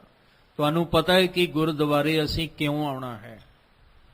ਤੁਹਾਨੂੰ ਪਤਾ ਹੈ ਵੀ ਅਸੀਂ ਅੰਦਰੋਂ ਆਪਣੇ ਆਪ ਨੂੰ ਹਰਿਆ ਭਰਿਆ ਰੱਖਣ ਵਾਸਤੇ, ਖੁਸ਼ਹਾਲ ਜ਼ਿੰਦਗੀ ਜਿਉਣ ਵਾਸਤੇ, ਅੰਦਰੋਂ ਖੁਸ਼ੀਆਂ ਤੇ ਖੇੜਾ, ਹਰ ਵੇਲੇ ਆਨੰਦ ਭਇਆ ਮੇਰੀ ਮਾਏ ਸਤਿਗੁਰੂ ਮੈਂ ਪਾਇਆ ਵਾਲਾ ਜੀਵਨ ਹਰ ਵੇਲੇ ਬਣਾਈ ਰੱਖਣ ਵਾਸਤੇ ਸਾਨੂੰ ਗੁਰੂ ਦੀ ਲੋੜ ਹੈ, ਸਾਨੂੰ ਗੁਰਬਾਣੀ ਦੀ ਲੋੜ ਹੈ। ਤੇ ਗੁਰੂ ਸਾਹਿਬ ਕਹਿੰਦੇ ਸੀ ਤੇਰੇ ਅੰਦਰ ਕਦੀ ਸੋਕਾ ਨਹੀਂ ਪਏਗਾ, ਕਦੀ ਤੇਰਾ ਅੰਦਰ ਜਿਹੜਾ ਉਹ ਮੁਰਝਾਏਗਾ ਨਹੀਂ, ਤੇਰੇ ਅੰਦਰ ਕਦੀ ਕਾਲਖ ਪੈਦਾ ਨਹੀਂ ਹੋਏਗੀ, ਕਦੀ ਗੰਦਗੀ ਪੈਦਾ ਨਹੀਂ ਹੋਏਗੀ। ਬਸ ਇੱਕ ਕੰਮ ਕਰੀ, ਨਿਤ ਉੱਠ ਗਾਵੋ ਪ੍ਰਭ ਕੀ ਬਾਣੀ। ਨਿਤ ਉੱਠ ਕੇ, ਤੇ ਨਿਤ ਉੱਠ ਕੇ ਪ੍ਰਭੂ ਦੀ ਬਾਣੀ ਨੂੰ ਗਾਣਾ ਹੀ ਤੇ ਨਿਤਨੇਮ ਹੈ। ਅਸੀਂ ਇਹਨੂੰ ਰਸਮ ਸਮਝ ਲਿਆ, ਫਾਰਮੈਲਿਟੀ ਸਮਝ ਲਿਆ, ਬਸ ਵੀ ਇਹ ਫਾਰਮੈਲਿਟੀ ਹੈ, ਰਸਮ ਹੈ, ਉੱਠ ਕੇ ਬਸ ਇਹਨੂੰ ਨਿਭਾਉਣਾ। ਫਾਰਮੈਲਿਟੀ ਜਿਹੜੀ ਹੈ ਉਹ ਰਸਮ ਦੀ ਤੌਰ ਤੇ ਜੇ ਆਪਾਂ ਜੁੜੇ ਰਹੇ, ਅੰਦਰ ਤੱਕ ਨਾਮ ਨਹੀਂ ਪਹੁੰਚਣਾ, ਅੰਦਰ ਫਿਰ ਉਦਾਂ ਹੀ ਕਾਲਖ ਨਾਲ ਭਰਿਆ ਰਹਿਣਾ ਹੈ। ਆਪਣੇ ਆਪਣੇ ਜੀਵਨ ਵਿੱਚ ਝਾਤ ਮਾਰੀਏ। ਮੈਂ ਆਪਣੇ ਆਪ ਨੂੰ ਵੀ ਵਿੱਚ ਰੱਖ ਕੇ, ਇੱਕ ਸੱਜਣ ਮਿਲਿਆ ਪਰਸੋਂ, ਕਹਿਣ ਲੱਗੇ ਵੀ ਜਪਜੀ ਸਾਹਿਬ ਦਾ ਪਾਠ ਜਿਹੜਾ ਮੈਂ ਕਰਦਾ ਨਾ, ਤੇ ਤੁਸੀਂ ਦੱਸੋ ਕਿੰਨੇ ਕੁ ਮਿੰਟ 'ਚ ਹੋ ਜਾਂਦਾ ਹੈ। ਉਹ ਕਹਿੰਦਾ ਜਪਜੀ ਸਾਹਿਬ ਦਾ ਪਾਠ ਆਪਾਂ ਕਿੰਨੇ ਮਿੰਟ 'ਚ ਕਰਦੇ ਹਾਂ? ਵੱਧ ਤੋਂ ਵੱਧ ਬੰਦਾ 7 ਮਿੰਟ ਲਾ ਲੇਗਾ, 10 ਲਾ ਲੇਗਾ। ਜੇ ਆਰਾਮ ਨਾਲ ਪਾਠ ਬੰਦਾ ਕਰਦਾ ਤੇ 15 ਮਿੰਟ ਲਾ ਲੇਗਾ। ਤੇ ਉਹ ਕਹਿਣ ਲੱਗੇ ਮੈਂ ਜਪਜੀ ਸਾਹਿਬ ਦਾ ਜਦੋਂ ਪਾਠ ਕਰਦਾ ਤੇ ਮੈਨੂੰ 35 ਤੋਂ 40 ਮਿੰਟ ਲੱਗਦੇ ਨੇ। 40 ਮਿੰਟ ਜਿਹੜੇ ਨੇ ਉਹ ਜਪਜੀ ਸਾਹਿਬ ਦੇ ਪਾਠ ਨੂੰ, ਤੇ ਕਈ 40 ਮਿੰਟਾਂ 'ਚ ਸੁਖਮਨੀ ਸਾਹਿਬ ਕਰ ਲੈਂਦੇ ਨੇ। ਕਈ 40 ਮਿੰਟਾਂ ਦੇ ਵਿੱਚ ਪੂਰੇ ਦਾ ਪੂਰਾ ਨਿਤਨੇਮ ਜਿਹੜਾ ਉਹ ਕਰਕੇ ਉਹ ਜਾਂਦੇ ਨੇ। ਉਹ ਕਹਿੰਦਾ ਮੇਰੇ ਕੋਲੋਂ ਤੁਰਿਆ ਹੀ ਨਹੀਂ ਜਾਂਦਾ। ਇੱਕ ਇੱਕ ਪੰਕਤੀ, ਇੱਕ ਇੱਕ ਪੌੜੀ ਜਿੰਨਾ ਚਿਰ ਅੰਦਰ ਮੇਰੇ ਅੰਦਰ ਰਸ ਨਾ ਬਣੇ, ਮੇਰੇ ਕੋਲੋਂ ਅੱਗੇ ਤੁਰਿਆ ਹੀ ਨਹੀਂ ਜਾਂਦਾ। ਕਹਿੰਦੇ ਜਪਜੀ ਸਾਹਿਬ ਦਾ ਪਾਠ ਹੀ ਜਿਹੜਾ ਉਹ ਇੰਨੇ ਕੁ ਪਿਆਰ ਨਾਲ ਭੇਜ ਕੇ ਅੰਦਰੋਂ ਵਾਹਿਗੁਰੂ ਸਾਹਿਬ ਕਰਾਉਂਦੇ ਨੇ ਕਿ ਘੱਟੋ ਘੱਟ 40 ਮਿੰਟ ਇਕੱਲੇ ਜਪਜੀ ਸਾਹਿਬ ਨੂੰ ਲੱਗਦੇ ਆ। ਤੇ ਤੁਸੀਂ ਜਿਹਨਾਂ ਦੀ ਦੌੜ ਲੱਗੀ ਹੋਈ ਹੈ ਉਹਨਾਂ ਦੇ ਜੀਵਨ ਵਿੱਚ ਵੇਖੋ 40 ਮਿੰਟਾਂ 'ਚ ਪਤਾ ਹੀ ਨਹੀਂ ਕਿੰਨੇ ਕਰ ਜਾਂਦੇ ਆ। ਪਰ ਗੱਲ ਤੇ ਹੈ ਨਾ ਵੀ ਇੱਕ ਰਸ, ਇੱਕ ਕਿਣਕਾ ਵੀ ਅੰਦਰ ਹਰਿਆ ਭਰਿਆ ਰੱਖਣ ਲਈ ਇੱਕ ਕਿਣਕਾ ਵੀ ਅੰਦਰ ਗਿਆ ਕਿ ਨਹੀਂ ਗਿਆ। ਭਾਵੇਂ ਤੁਸੀਂ 20 ਮਿੰਟ ਲਾਓ, ਭਾਵੇਂ 40 ਲਾਓ, ਕਿਉਂਕਿ ਜਿੱਥੇ ਪ੍ਰੇਮ ਹੁੰਦਾ ਹੈ ਉੱਥੇ ਕੋਈ ਸਮੇਂ ਦੀ ਲਿਮਟ ਨਹੀਂ ਹੁੰਦੀ। ਜਿੱਥੇ ਸਮੇਂ ਦੀ ਲਿਮਟ ਆ ਜਾਏ ਉੱਥੇ ਫਿਰ ਪ੍ਰੇਮ ਨਹੀਂ ਹੁੰਦਾ, ਉੱਥੇ ਸਿਰਫ ਫਾਰਮੈਲਿਟੀ ਹੁੰਦੀ ਹੈ। ਇੱਕ ਪ੍ਰੇਮ ਹੈ ਤੇ ਇੱਕ ਨੇਮ। ਅਸੀਂ ਚੱਲਣਾ ਨੇਮ ਤੋਂ ਹੀ ਹੈ, ਨੇਮ ਤੋਂ ਚੱਲ ਕੇ ਪ੍ਰੇਮ ਤੱਕ ਪਹੁੰਚਣਾ ਹੈ। ਤੇ ਜਦੋਂ ਪ੍ਰੇਮ ਤੇ ਆ ਗਏ ਉੱਥੇ ਫਿਰ ਸਮਾਂ ਨਹੀਂ ਵੇਖਿਆ ਜਾਂਦਾ, ਕਿਉਂਕਿ ਉੱਥੇ ਸਰੀਰ ਨਹੀਂ ਹੁੰਦਾ, ਉੱਥੇ ਫਿਰ ਅੰਦਰ ਦੀ ਸੁਰਤ, ਅੰਦਰ ਦਾ ਮਨ, ਅੰਦਰ ਦਾ ਚਿੱਤ ਜੁੜ ਜਾਂਦਾ ਹੈ ਨਿਰੰਕਾਰ ਦੇ ਨਾਲ। ਸਰੀਰ ਜਿੱਥੇ ਮਰਜ਼ੀ ਤੁਰਿਆ ਫਿਰੇ, ਸਰੀਰ ਆਪਣੇ ਕੰਮ ਕਾਜਾਂ ਵਿੱਚ ਤੁਰਿਆ ਫਿਰੇ, ਘਰ-ਬਾਰ ਤੁਰਿਆ ਫਿਰੇ, ਪਰ ਜਿਹੜੀ ਅੰਦਰ ਦੀ ਖੇਡ ਬਣਨੀ ਸੀ ਬਣ ਗਈ। ਹੁਣ ਅੰਦਰ ਖੁਸ਼ੀਆਂ ਖੇੜਾ ਹਰ ਵੇਲੇ ਬਣਿਆ, ਹੁਣ ਅੰਦਰ ਸੋਕਾ ਨਹੀਂ ਪੈ ਸਕਦਾ। ਇੱਥੇ ਦੇਖੇ ਨੇ ਮਾਫ ਕਰਨਾ, ਸਾਰਾ ਦਿਨ ਬਾਣੀ ਚੱਲ ਜਿਹੜੀ ਹੈ ਉਹਨਾਂ ਦੇ ਜੀਵਨ ਵਿੱਚ ਚੱਲਦੀ ਹੈ, ਪਰ ਜਦੋਂ ਵੇਖੋਗੇ ਮੱਥੇ ਤੇ ਵਾਟੀ ਵੇਖੋਗੇ, ਅੰਦਰ ਸੜਿਆ ਪਿਆ ਹਿਰਦਾ। ਮਾਫ ਕਰਨਾ ਇਹ ਹਕੀਕਤ ਹੈ। ਗੁਰਬਾਣੀ ਤਾਂ ਸਾਹਿਬ ਕਹਿੰਦੇ ਹਰਿ ਕਾ ਨਾਮ ਧਿਆਏ ਕਹਿ ਹੋ ਹਰਿਆ ਭਾਈ ਤੂੰ ਹਰਿਆ ਹੋ। ਤੇ ਮੈਂ ਇੰਨਾ ਆਪਣੀ ਗੱਲ ਚਲੋ ਕਰ ਲਾਂ, ਕਿਸੇ ਨੂੰ ਕੋਈ ਲੱਗ ਨਾ ਜਾਏ। ਮੈਂ ਸਾਰੀ ਦਿਹਾੜੀ ਬਾਣੀ ਪੜਾਂ, ਸਾਰੀ ਦਿਹਾੜੀ ਪਾਠ ਕਰਾਂ, ਤੇ ਸ਼ਾਮ ਨੂੰ ਫਿਰ ਮੱਥੇ ਤੇ ਵੱਟ ਪਿਆ ਹੋਵੇ, ਫਿਰ ਖਿਜਿਆ ਪਿਆ ਹੋਵਾਂ, ਅੰਦਰ ਸੜਿਆ ਬਲਿਆ ਪਿਆ ਹੋਵੇ, ਤੁਸੀਂ ਕੀ ਕਹੋਗੇ? ਤੁਸੀਂ ਕਹੋਗੇ ਭਾਈ ਸਾਹਿਬ ਇੰਨਾ ਪਾਠ ਤੁਸੀਂ ਕਰਦੇ ਹੋ, ਅੰਦਰ ਤੇ ਫਿਰ ਸੜਿਆ ਬਲਿਆ ਪਿਆ, ਖਿਜੇ ਤੁਸੀਂ ਪਏ ਹੋ, ਮੱਥੇ ਵੱਟ ਤੁਹਾਡੇ ਪਿਆ ਈਰਖਾ ਨਫ਼ਰਤ ਨਾਲ ਭਰੇ ਪਏ ਹੋ, ਪਰ ਦੇਖਾਂਗੇ ਸਾਰੀ ਦਿਹਾੜੀ ਤੁਸੀਂ ਬਾਣੀ ਪੜ੍ਹਦੇ ਹੋ। ਇਹੀ ਕਹੋਗੇ ਨਾ ਤੁਸੀਂ। ਪਰ ਗੁਰੂ ਸਾਹਿਬ ਕਹਿੰਦੇ ਆ ਬਾਣੀ ਪੜਨ ਵਾਲੇ ਦੇ ਅੰਦਰ ਤਾਂ ਈਰਖਾ ਨਫ਼ਰਤ ਰਹਿੰਦੀ ਨਹੀਂ, ਉਹਦਾ ਮੱਥਾ ਤੇ ਖਿੜ ਜਾਂਦਾ ਹੈ ਖੁਸ਼ੀ ਨਾਲ। ਉਹ ਤੇ ਅੰਦਰੋਂ ਸੜਦਾ ਬਲਦਾ ਨਹੀਂ, ਉਹ ਤੇ ਸਗੋਂ ਸੇਵਾ ਭਾਵਨਾ ਵਿੱਚ ਉਹਦੇ ਅੰਦਰ ਚਾਉ ਚੜ ਜਾਂਦਾ ਹੈ। ਕਾਰਨ ਕੀ ਸੀ? ਕਾਰਨ ਇਹ ਸੀ ਕਿ ਬਾਣੀ ਨਾਲ ਤਨ ਜੁੜਿਆ ਸੀ, ਮਨ ਨਹੀਂ ਜੁੜਿਆ। ਇੱਕ ਬੂੰਦ ਨਹੀਂ ਗਈ ਅੰਦਰ ਅੰਮ੍ਰਿਤ ਰਸ ਦੀ, ਤੇ ਅੰਦਰ ਹਰਿਆ ਭਰਿਆ ਕਿੱਥੋਂ ਰਹਿਣਾ ਸੀ? ਸੋਕਾ ਤੇ ਆਪੇ ਹੀ ਪੈਣਾ ਸੀ। ਅੰਦਰ ਅੱਖਾਂ ਰਾਹੀਂ, ਕੰਨਾਂ ਰਾਹੀਂ, ਜ਼ੁਬਾਨ ਰਾਹੀਂ ਇੱਕ ਕਿਣਕਾ ਵੀ ਅੰਦਰ ਨਹੀਂ ਗਿਆ। ਕਿਣਕਾ ਏਕ ਜਿਸ ਜੀ ਵਸਾਵੈ ਤਾਂ ਕਿ ਮਹਿਮਾ ਗਨੀ ਨਾ ਆਵੇ। ਉਹ ਭਾਈ ਸ਼ੀਹੇ ਵਾਲਾ ਜੀਵਨ ਹੋ ਜਾਣਾ ਸੀ। ਘਰ ਵਿੱਚ ਭਾਵੇਂ 2 ਹੀ ਪ੍ਰਸ਼ਾਦੇ 3 ਹੀ ਬਣੇ ਨੇ, ਪਰ ਜਿਹੜਾ ਦਰਵਾਜ਼ੇ ਤੇ ਆਇਆ ਨਾ, ਕਹਿਣ ਲੱਗੇ ਕੋਈ ਨਹੀਂ ਆਪਾਂ ਅੱਧਾ ਖਾ ਲਾਂਗੇ, ਪਰ ਜਿਹੜਾ ਦਰਵਾਜ਼ੇ ਤੇ ਆਇਆ ਨਾ ਗੁਰੂ ਅੰਗਦ ਦੇ ਪਾਤਸ਼ਾਹ ਦੇ ਸਮੇਂ, ਤੇ ਉਹ ਕਹਿਣ ਲੱਗੇ ਵੀ ਇਹ ਜਿਹੜਾ ਆਇਆ ਇਹਨੂੰ ਆਪਾਂ ਇਹਦਾ ਪੇਟ ਭਰੀਏ, ਆਪਣਾ ਭਾਵੇਂ ਖਾਲੀ ਰਹਿ ਜਾਏ, ਕਿਉਂਕਿ ਅੰਦਰ ਨਾਮ ਦਾ ਰਸ ਭਰਿਆ ਹੋਇਆ ਸੀ। ਅੰਦਰ ਨਾਮ ਦੀਆਂ ਬਖਸ਼ਿਸ਼ਾਂ ਕਰਕੇ ਹਰਿਆ ਭਰਿਆ ਸੀ, ਇਸ ਲਈ ਮੁਰਝਾਏ ਨਹੀਂ। ਸਤਿਗੁਰੂ ਮਹਾਰਾਜ ਪਾਤਸ਼ਾਹ ਜੀ ਸਮਝਾਉਂਦੇ ਪਏ ਨੇ, ਕਹਿਣ ਲੱਗੇ 10 ਪੱਬਰ ਤੂੰ, ਤੇਰਾ ਇਹ ਕਾਰਨ ਕੀ ਹੈ? ਕਹਿ ਦੋਖੜੇ ਸੜੇ ਉਹੇ, ਕੀ ਕਾਰਨ ਹੈ? ਉਹ ਕਹਿੰਦੇ ਕਾਰਨ ਇੱਕੋ ਹੀ ਹੈ ਕਿ ਮੈਂ ਤਨ ਭੰਗ, ਮੇਰਾ ਅੰਦਰ ਸਭ ਕੁਝ ਤਹਿਸ ਨਹਿਸ ਹੋ ਗਿਆ। ਕਿਉਂਕਿ ਮੈਂ ਇਹ ਜਾਣਿਆ ਪਾਣੀ ਨਾ ਲਹਾਂ, ਮੈਂ ਉਹ ਪਾਣੀ ਮੇਰੇ ਤੱਕ ਨਹੀਂ ਪਹੁੰਚ ਪਾ ਰਿਹਾ। ਜੈ ਸੇਤੀ ਮੇਰਾ ਸੰਗ, ਜਿਹਦੇ ਨਾਲ ਮੇਰਾ ਸੰਗ ਬਣਿਆ ਸੀ, ਮੇਰੀਆਂ ਜੜ੍ਹਾਂ ਵਿੱਚ ਪਾਣੀ ਪੈਂਦਾ ਸੀ, ਤੇ ਮੈਂ ਉਹੀ ਪਾਣੀ ਜਿਹੜਾ ਆਪਣੇ ਸ਼ਾਖਾਵਾਂ ਤੱਕ, ਟਾਹਣੀਆਂ ਤੱਕ, ਪੱਤੇ ਫੁੱਲ ਫਲ ਤੱਕ ਪਹੁੰਚਾਉਂਦਾ, ਤੇ ਸਾਰਾ ਹਰਿਆ ਭਰਿਆ ਰਹਿੰਦਾ ਸੀ। ਹੁਣ ਉੱਥੇ ਪਾਣੀ ਪਹੁੰਚਦਾ ਹੀ ਨਹੀਂ, ਸਭ ਕੁਝ ਹੀ ਸੁੱਕ ਗਿਆ, ਸਭ ਕੁਝ ਹੀ। ਅੰਮ੍ਰਿਤ ਬਾਣੀ ਸਾਡੇ ਮਨ ਤੱਕ ਪਹੁੰਚਦੀ ਨਹੀਂ, ਅੰਮ੍ਰਿਤ ਬਾਣੀ ਦਾ ਰਸ ਜਿਹੜਾ ਸਾਡੇ ਮਨ ਤੱਕ ਪਹੁੰਚਦਾ ਹੀ ਨਹੀਂ। ਨਾ ਪਹੁੰਚਣ ਕਰਕੇ ਹੀ ਅੰਦਰੋਂ ਹਰ ਵੇਲੇ ਤਪ ਰਹੇ ਆ। ਭਿਆਨਕ ਰੋਗ ਕਾਮ ਕ੍ਰੋਧ ਲੋਭ ਮੋਹ ਹੰਕਾਰ ਕਰਕੇ ਲੱਗੇ ਹੋਏ ਨੇ। ਇਸ ਲਈ ਕਹਿ ਰਹੇ ਨੇ, ਕਹਿੰਦੇ ਨੇ ਪੱਬਰ ਵੱਲ ਇਸ਼ਾਰਾ ਕਰਕੇ ਸਾਨੂੰ ਮਨੁੱਖਾਂ ਵੱਲ ਵੇਖ ਕੇ ਕਹਿ ਰਹੇ ਨੇ ਕਿ ਬੰਦਿਆ ਤੇਰੀ ਹਾਲਤ ਵੀ ਇਸੇ ਤਰ੍ਹਾਂ ਹੈ ਕਿ ਜੈ ਤਨ ਬਾਣੀ ਵਿਸਰ ਜਾਏ, ਜਿਉਂ ਪੱਕਾ ਰੋਗੀ ਵਿਲ ਲਾਏ। ਉਸ ਪਾਣੀ ਦੀ ਤਰ੍ਹਾਂ ਜਿਵੇਂ ਆ ਖੇਤੀ ਹਰਿਆਵਲੀ ਇਹ ਸੁਗੰਧੀ ਸਭ ਕੁਝ ਖਤਮ ਹੋ ਜਾਂਦਾ ਹੈ, ਇਸੇ ਤਰ੍ਹਾਂ ਜਿਹੜੇ ਬਾਣੀ ਤੋਂ ਟੁੱਟ ਜਾਂਦੇ ਨੇ, ਜਿਹੜੇ ਅੰਮ੍ਰਿਤ ਬਾਣੀ ਨਾਲੋਂ ਸਾਂਝ ਤੋੜ ਲੈਂਦੇ ਨੇ, ਜਿਹੜੇ ਅੰਮ੍ਰਿਤ ਬਾਣੀ ਦੇ ਨਾਲ ਨਹੀਂ ਜੁੜਦੇ, ਉਹਨਾਂ ਦੀ ਹਾਲਤ ਵੀ ਇਸ ਪੱਬਰ ਦੇ ਵਾਂਗ ਹੀ ਹੁੰਦੀ ਹੈ। ਜਿਤ ਡਿਠੈ ਤਨ ਪਰਸੁੜੈ, ਚੜ੍ਹੈ ਚਵਗਣ ਵਨ। ਹੁਣ ਉਹ ਪੱਬਰ ਕਹਿ ਰਿਹਾ, ਕਹਿਣ ਲੱਗੇ ਜਿਤ ਡਿਠੈ, ਜਿਹਨੂੰ ਵੇਖ ਕੇ, ਤਨ ਪਰ ਫੁੜੈ, ਪਰ ਫੁੜੇ ਦਾ ਅਰਥ ਹੁੰਦਾ ਖੁਸ਼ੀ ਨਾਲ ਖਿੜ ਜਾਣਾ। ਪਾਣੀ ਨੂੰ ਆਉਂਦਿਆਂ ਵੇਖ ਕੇ ਮੇਰਾ ਰੋਮ ਰੋਮ ਖਿੜ ਜਾਂਦਾ ਸੀ, ਜਿਹਨੂੰ ਵੇਖ ਕੇ ਖੁਸ਼ੀ ਤੇ ਖੇੜਾ ਜਿਹੜਾ ਉਹ ਬਣ ਜਾਂਦਾ ਸੀ। ਔਰ ਚੜ੍ਹੈ ਚਵਗਣ ਵਨ, ਕਹਿੰਦੇ 4 ਗੁਣਾ ਵੱਧ ਰੰਗ ਚਾਉ ਚੜ ਜਾਂਦਾ ਸੀ ਅੰਦਰ। ਕਈ ਜੀਵਨ ਐਸੇ ਵੇਖੇ ਨੇ ਜਿਨ੍ਹਾਂ ਨੂੰ ਬਾਣੀ ਪੜ੍ਹਦਿਆਂ ਨਾਮ ਜਪਦਿਆਂ ਵੇਖਿਆ ਬੜਾ ਚਾਉ ਚੜ੍ਹਦਾ ਸੀ, ਬੜੀ ਖੁਸ਼ੀ ਉਹਨਾਂ ਨੂੰ ਮਿਲਦੀ ਸੀ ਸੇਵਾ ਕਰਦਿਆਂ ਨਾਮ ਜਪਦਿਆਂ। ਤੇ ਅੱਜ ਉਹ ਨਾ ਸੇਵਾ ਕਰਕੇ ਰਾਜੀ ਨੇ, ਨਾ ਸਿਮਰਨ ਵਿੱਚ ਜੁੜ ਕੇ ਰਾਜੀ ਨੇ, ਭਾਵ ਨਾ ਸਤ ਸੰਗ ਵਿੱਚ ਬਹਿ ਕੇ ਰਾਜੀ ਤੇ ਨਾ ਸੇਵਾ ਕਰਕੇ ਰਾਜੀ ਨੇ। ਤੇ ਜੇ ਅੱਜ ਉਹਨਾਂ ਨੂੰ ਕਹੀਏ ਵੀ ਗੁਰੂ ਦੁਆਰੇ ਆਇਆ ਕਰੋ, ਸੰਗਤ ਕਰਿਆ ਕਰੋ, ਕੀ ਹੋ ਗਿਆ ਤੁਹਾਨੂੰ? ਹੁਣ ਨਾ ਤੁਸੀਂ ਬਾਣੀ ਪੜ੍ਹਦੇ ਹੋ, ਨਾ ਤੁਸੀਂ ਸੇਵਾ ਕਰਦੇ ਹੋ, ਕੀ ਹੋਇਆ? ਉਹ ਅੱਗੋਂ ਖਿੱਝ ਕੇ ਪੈ ਜਾਂਦੇ ਨੇ। ਉਹ ਅੱਗੋਂ ਫਿਰ ਕਈ ਤਰ੍ਹਾਂ ਦੇ ਕਬੋਲ ਬੋਲ ਕੇ ਕਹਿ ਦਿੰਦੇ ਤੁਸੀਂ ਆਪਣਾ ਕੰਮ ਕਰੋ, ਸਾਨੂੰ ਆਪਣਾ ਕਰਨ ਦਿਓ। ਪਰ ਇੱਕ ਟਾਈਮ ਐਸਾ ਸੀ ਜਦੋਂ ਗੁਰਬਾਣੀ ਦਾ ਕੀਰਤਨ ਸੁਣਦੇ ਤੇ ਬੜਾ ਚਾਉ ਚੜ੍ਹਦਾ ਸੀ। ਸੰਗਤ ਵਿੱਚ ਆਉਣ ਨੂੰ ਮੁੜ ਕੇ ਜਾਣ ਨੂੰ ਦਿਲ ਨਹੀਂ ਸੀ ਕਰਦਾ, ਸੇਵਾ ਵਿੱਚ ਜੁੜ ਜਾਣਾ ਤੇ ਸੇਵਾ ਛੱਡਣ ਨੂੰ ਚਿੱਤ ਨਹੀਂ ਸੀ ਕਰਦਾ। ਅੱਧੀ ਰਾਤ ਨੂੰ ਵੀ ਉੱਠ ਕੇ ਚਿੱਤ ਕਰਦਾ ਸੀ ਸੇਵਾ ਕਰੀਏ, ਸਿਮਰਨ ਵਿੱਚ ਜੁੜ ਜਾਈਏ। ਤੇ ਹੁਣ ਕੋਈ ਆ ਕੇ ਕਹਿੰਦਾ ਤੇ ਉਹਨੂੰ ਅੱਗੋਂ ਗਲ ਪੈ ਜਾਂਦਾ ਹੈ। ਹੁਣ ਬੋਲ ਜਿਹੜੇ ਨੇ ਕਬੋਲ ਅੱਗੋਂ ਬੋਲਦਾ ਵੀ ਤੂੰ ਆਪਣਾ ਕੰਮ ਕਰ, ਮੈਨੂੰ ਆਪਣਾ ਕੰਮ ਕਰਨ ਦੇ। ਕਿਉਂ? ਹੁਣ ਉਹ ਅਵਸਥਾ ਜਿਹੜੀ ਸੀ ਉਹ ਨਹੀਂ ਰਹੀ, ਕਿਉਂਕਿ ਅੰਦਰੋਂ ਸਾਂਝ ਜਿਹੜੀ ਸੀ ਉਹ ਟੁੱਟ ਗਈ। ਅੰਦਰੋਂ ਜਿਸ ਨੇ ਸਾਂਝ ਤੋੜ ਦਿੱਤੀ ਉਹ ਮਾਇਆਵੀ ਪ੍ਰਭਾਵ ਅੰਦਰ ਪੈ ਗਿਆ। ਲਿਵ ਛੁੜਕੀ ਲੱਗੀ ਤ੍ਰਿਸ਼ਨਾ ਮਾਇਆ ਅਮਰ ਵਰਤਾਇਆ, ਇਹ ਹਾਲ ਹੋ ਗਿਆ। ਕਹਿੰਦੇ ਜਿਤ ਡਿਠੈ, ਜਿਹਨੂੰ ਵੇਖ ਕੇ, ਤਨ ਪਰ ਫੁੜੈ, ਜਿਹਨੂੰ ਵੇਖ ਕੇ ਅੰਦਰ ਖਿੜ ਜਾਂਦਾ ਸੀ।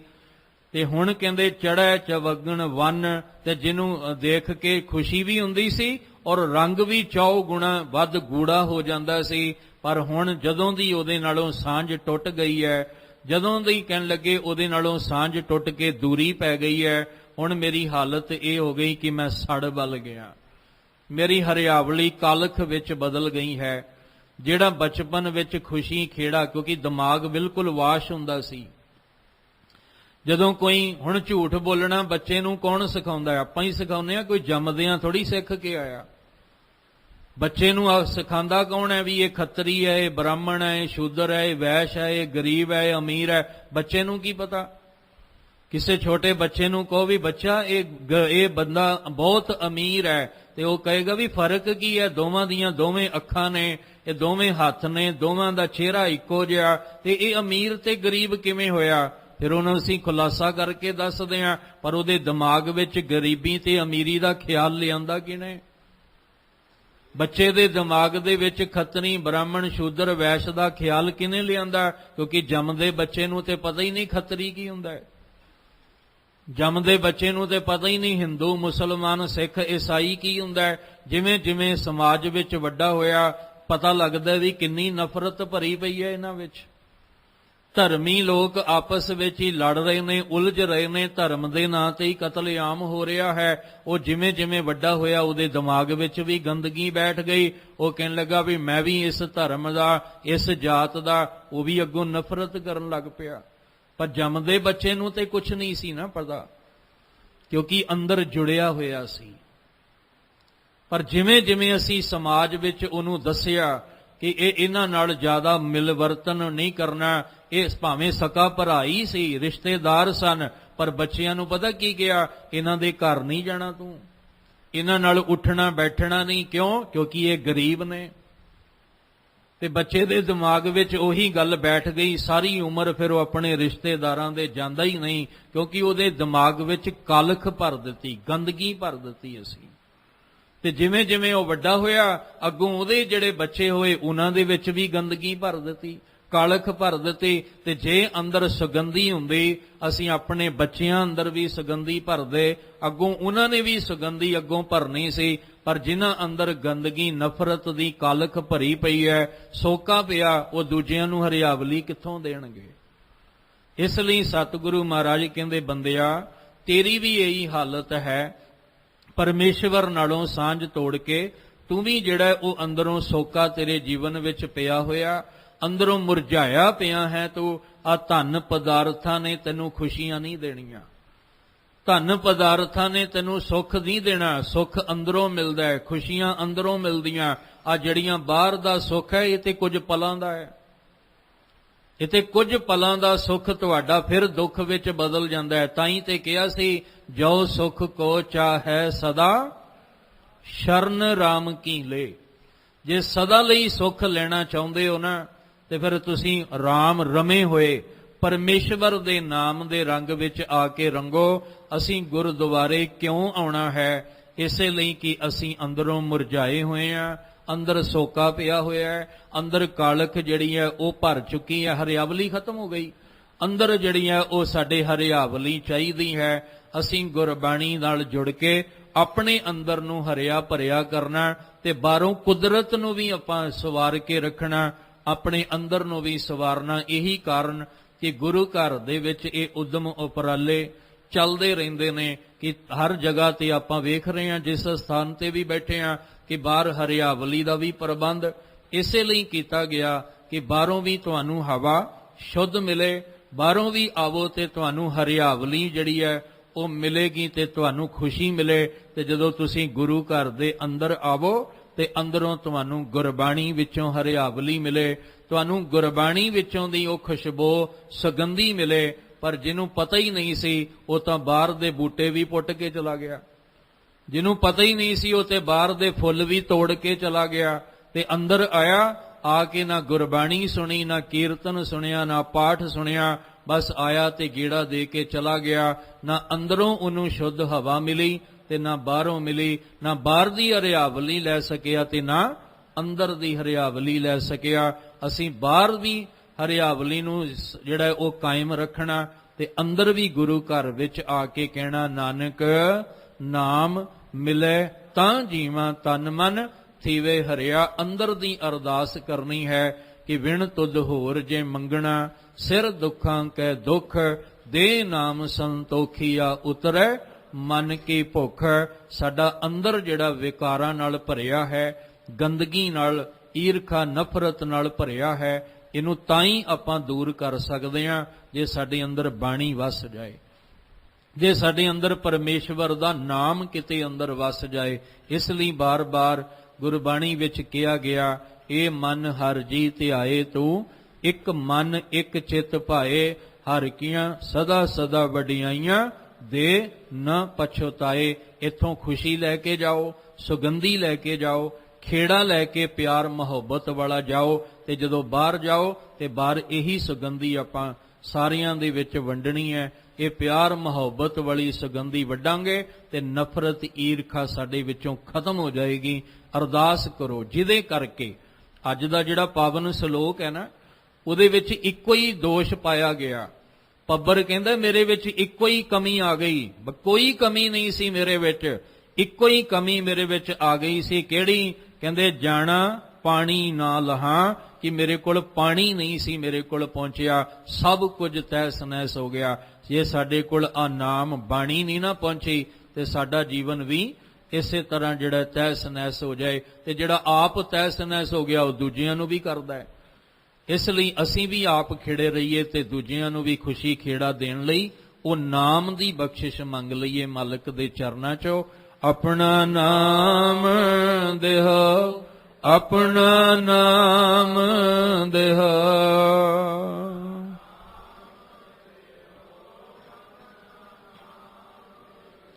ਆਪਣਾ ਨਾਮ ਦੇਹਾ, ਆਪਣਾ ਨਾਮ ਦੇਹਾ।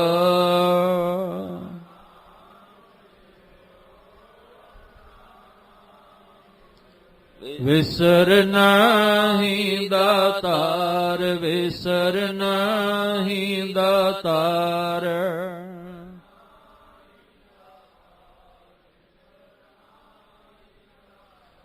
ਆਪਣਾ ਨਾਮ ਦੇਹਾ, ਆਪਣਾ ਨਾਮ ਦੇਹਾ।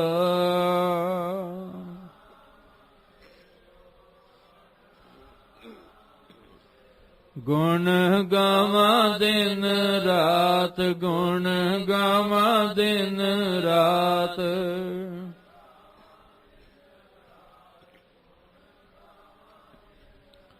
ਨਾਨਕ ਚਾਉਏ ਹੋ, ਨਾਨਕ ਚਾਉਏ ਹੋ।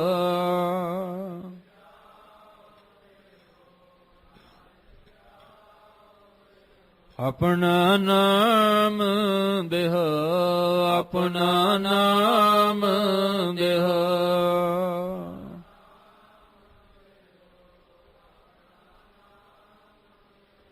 ਸਤਿਗੁਰੂ ਜੀ ਕਿਰਪਾ ਕਰਨ, ਸਾਡੇ ਤੁਹਾਡੇ ਸਭਨਾਂ ਦੇ ਉੱਤੇ ਅੰਮ੍ਰਿਤਮਈ ਬਾਣੀ ਦੀ ਬਖਸ਼ਿਸ਼ ਵਰਤ ਜਾਏ। ਇਹ ਅੰਮ੍ਰਿਤ ਨਾਮ ਸਾਡੇ ਹਿਰਦੇ ਵਿੱਚ ਵਸ ਜਾਏ, ਜਿਹਦੇ ਨਾਲ ਅਸੀਂ ਵੀ ਹਰੇ ਭਰੇ ਹੋ ਕੇ ਪਿਆਰ ਮੁਹੱਬਤ ਮਿਲ ਵਰਤਨ ਵਾਲਾ ਜੀਵਨ ਬਣਾ ਕੇ ਦੂਜਿਆਂ ਦੇ ਮਨਾਂ ਵਿੱਚੋਂ ਵੀ ਨਫ਼ਰਤ ਈਰਖਾ ਨੂੰ ਮਿਟਾ ਸਕੀਏ, ਆਪਣਾ ਵੀ ਜੀਵਨ ਸਵਾਰ ਸਕੀਏ ਤੇ ਦੂਜਿਆਂ ਦਾ ਵੀ। ਆਪ ਜਪੋ ਅਵਰਾ ਨਾਮ ਜਪਾਵੋ, ਆਪ ਵੀ ਜੁੜ ਜਾਓ ਤੇ ਦੂਜਿਆਂ ਨੂੰ ਵੀ ਕੋਸ਼ਿਸ਼ ਕਰੀਏ ਗੁਰੂ ਘਰ ਆਉਣ, ਸੰਗਤ ਕਰਨ, ਨਾਮ ਬਾਣੀ ਦੇ ਨਾਲ ਜੁੜ ਕੇ ਲੋਕ ਸੁਖੀਏ ਪਰਲੋਕ ਸੁਹੇਲੇ ਨਾਨਕ ਹਰਿ ਪ੍ਰਭ ਆਪੇ ਮੇਲੇ ਵਾਲਾ ਜੀਵਨ ਬਣਾ ਸਕਣ। ਸਤਿਗੁਰੂ ਸਭਨਾਂ ਤੇ ਮਿਹਰ ਦਾ ਹੱਥ ਰੱਖ ਕੇ ਚੜ੍ਹਦੀ ਕਲਾ ਵਾਲਾ ਜੀਵਨ ਬਖਸ਼ਣ ਜੀ। ਅੱਜ ਦੀ ਵਿਚਾਰ ਕਰਦਿਆਂ ਹੋਇਆਂ ਬੇਅੰਤ ਭੁੱਲਾਂ ਹੋਈਆਂ ਸਤਿਗੁਰੂ ਬਖਸ਼ ਦੇਣ, ਅੱਗੇ ਤੋਂ ਮਿਹਰ ਦਾ ਹੱਥ ਰੱਖਣ। ਗੁਰੂ ਨਾਨਕ ਸਾਹਿਬ ਜੀ ਦਾ ਪਾਵਨ ਬਚਨ ਸ਼ਲੋਕ ਰੂਪ ਦੇ ਵਿੱਚ ਆਪਣੇ ਹਿਰਦੇ ਅੰਦਰ ਵਸਾ ਲਈਏ ਜੀ। ਜਾਣਾ ਪਾਣੀ ਨਾ ਲਹਾ, ਜੈ ਸੇਤੀ ਮੇਰਾ ਸੰਗ। ਜਿਤ ਡਿਠੈ ਤਨ ਪਰਫੁੜੈ, ਚੜੈ ਚਵਗਣ ਵਨ। ਵਾਹਿਗੁਰੂ ਜੀ ਕਾ ਖਾਲਸਾ, ਵਾਹਿਗੁਰੂ ਜੀ ਕੀ ਫਤਿਹ।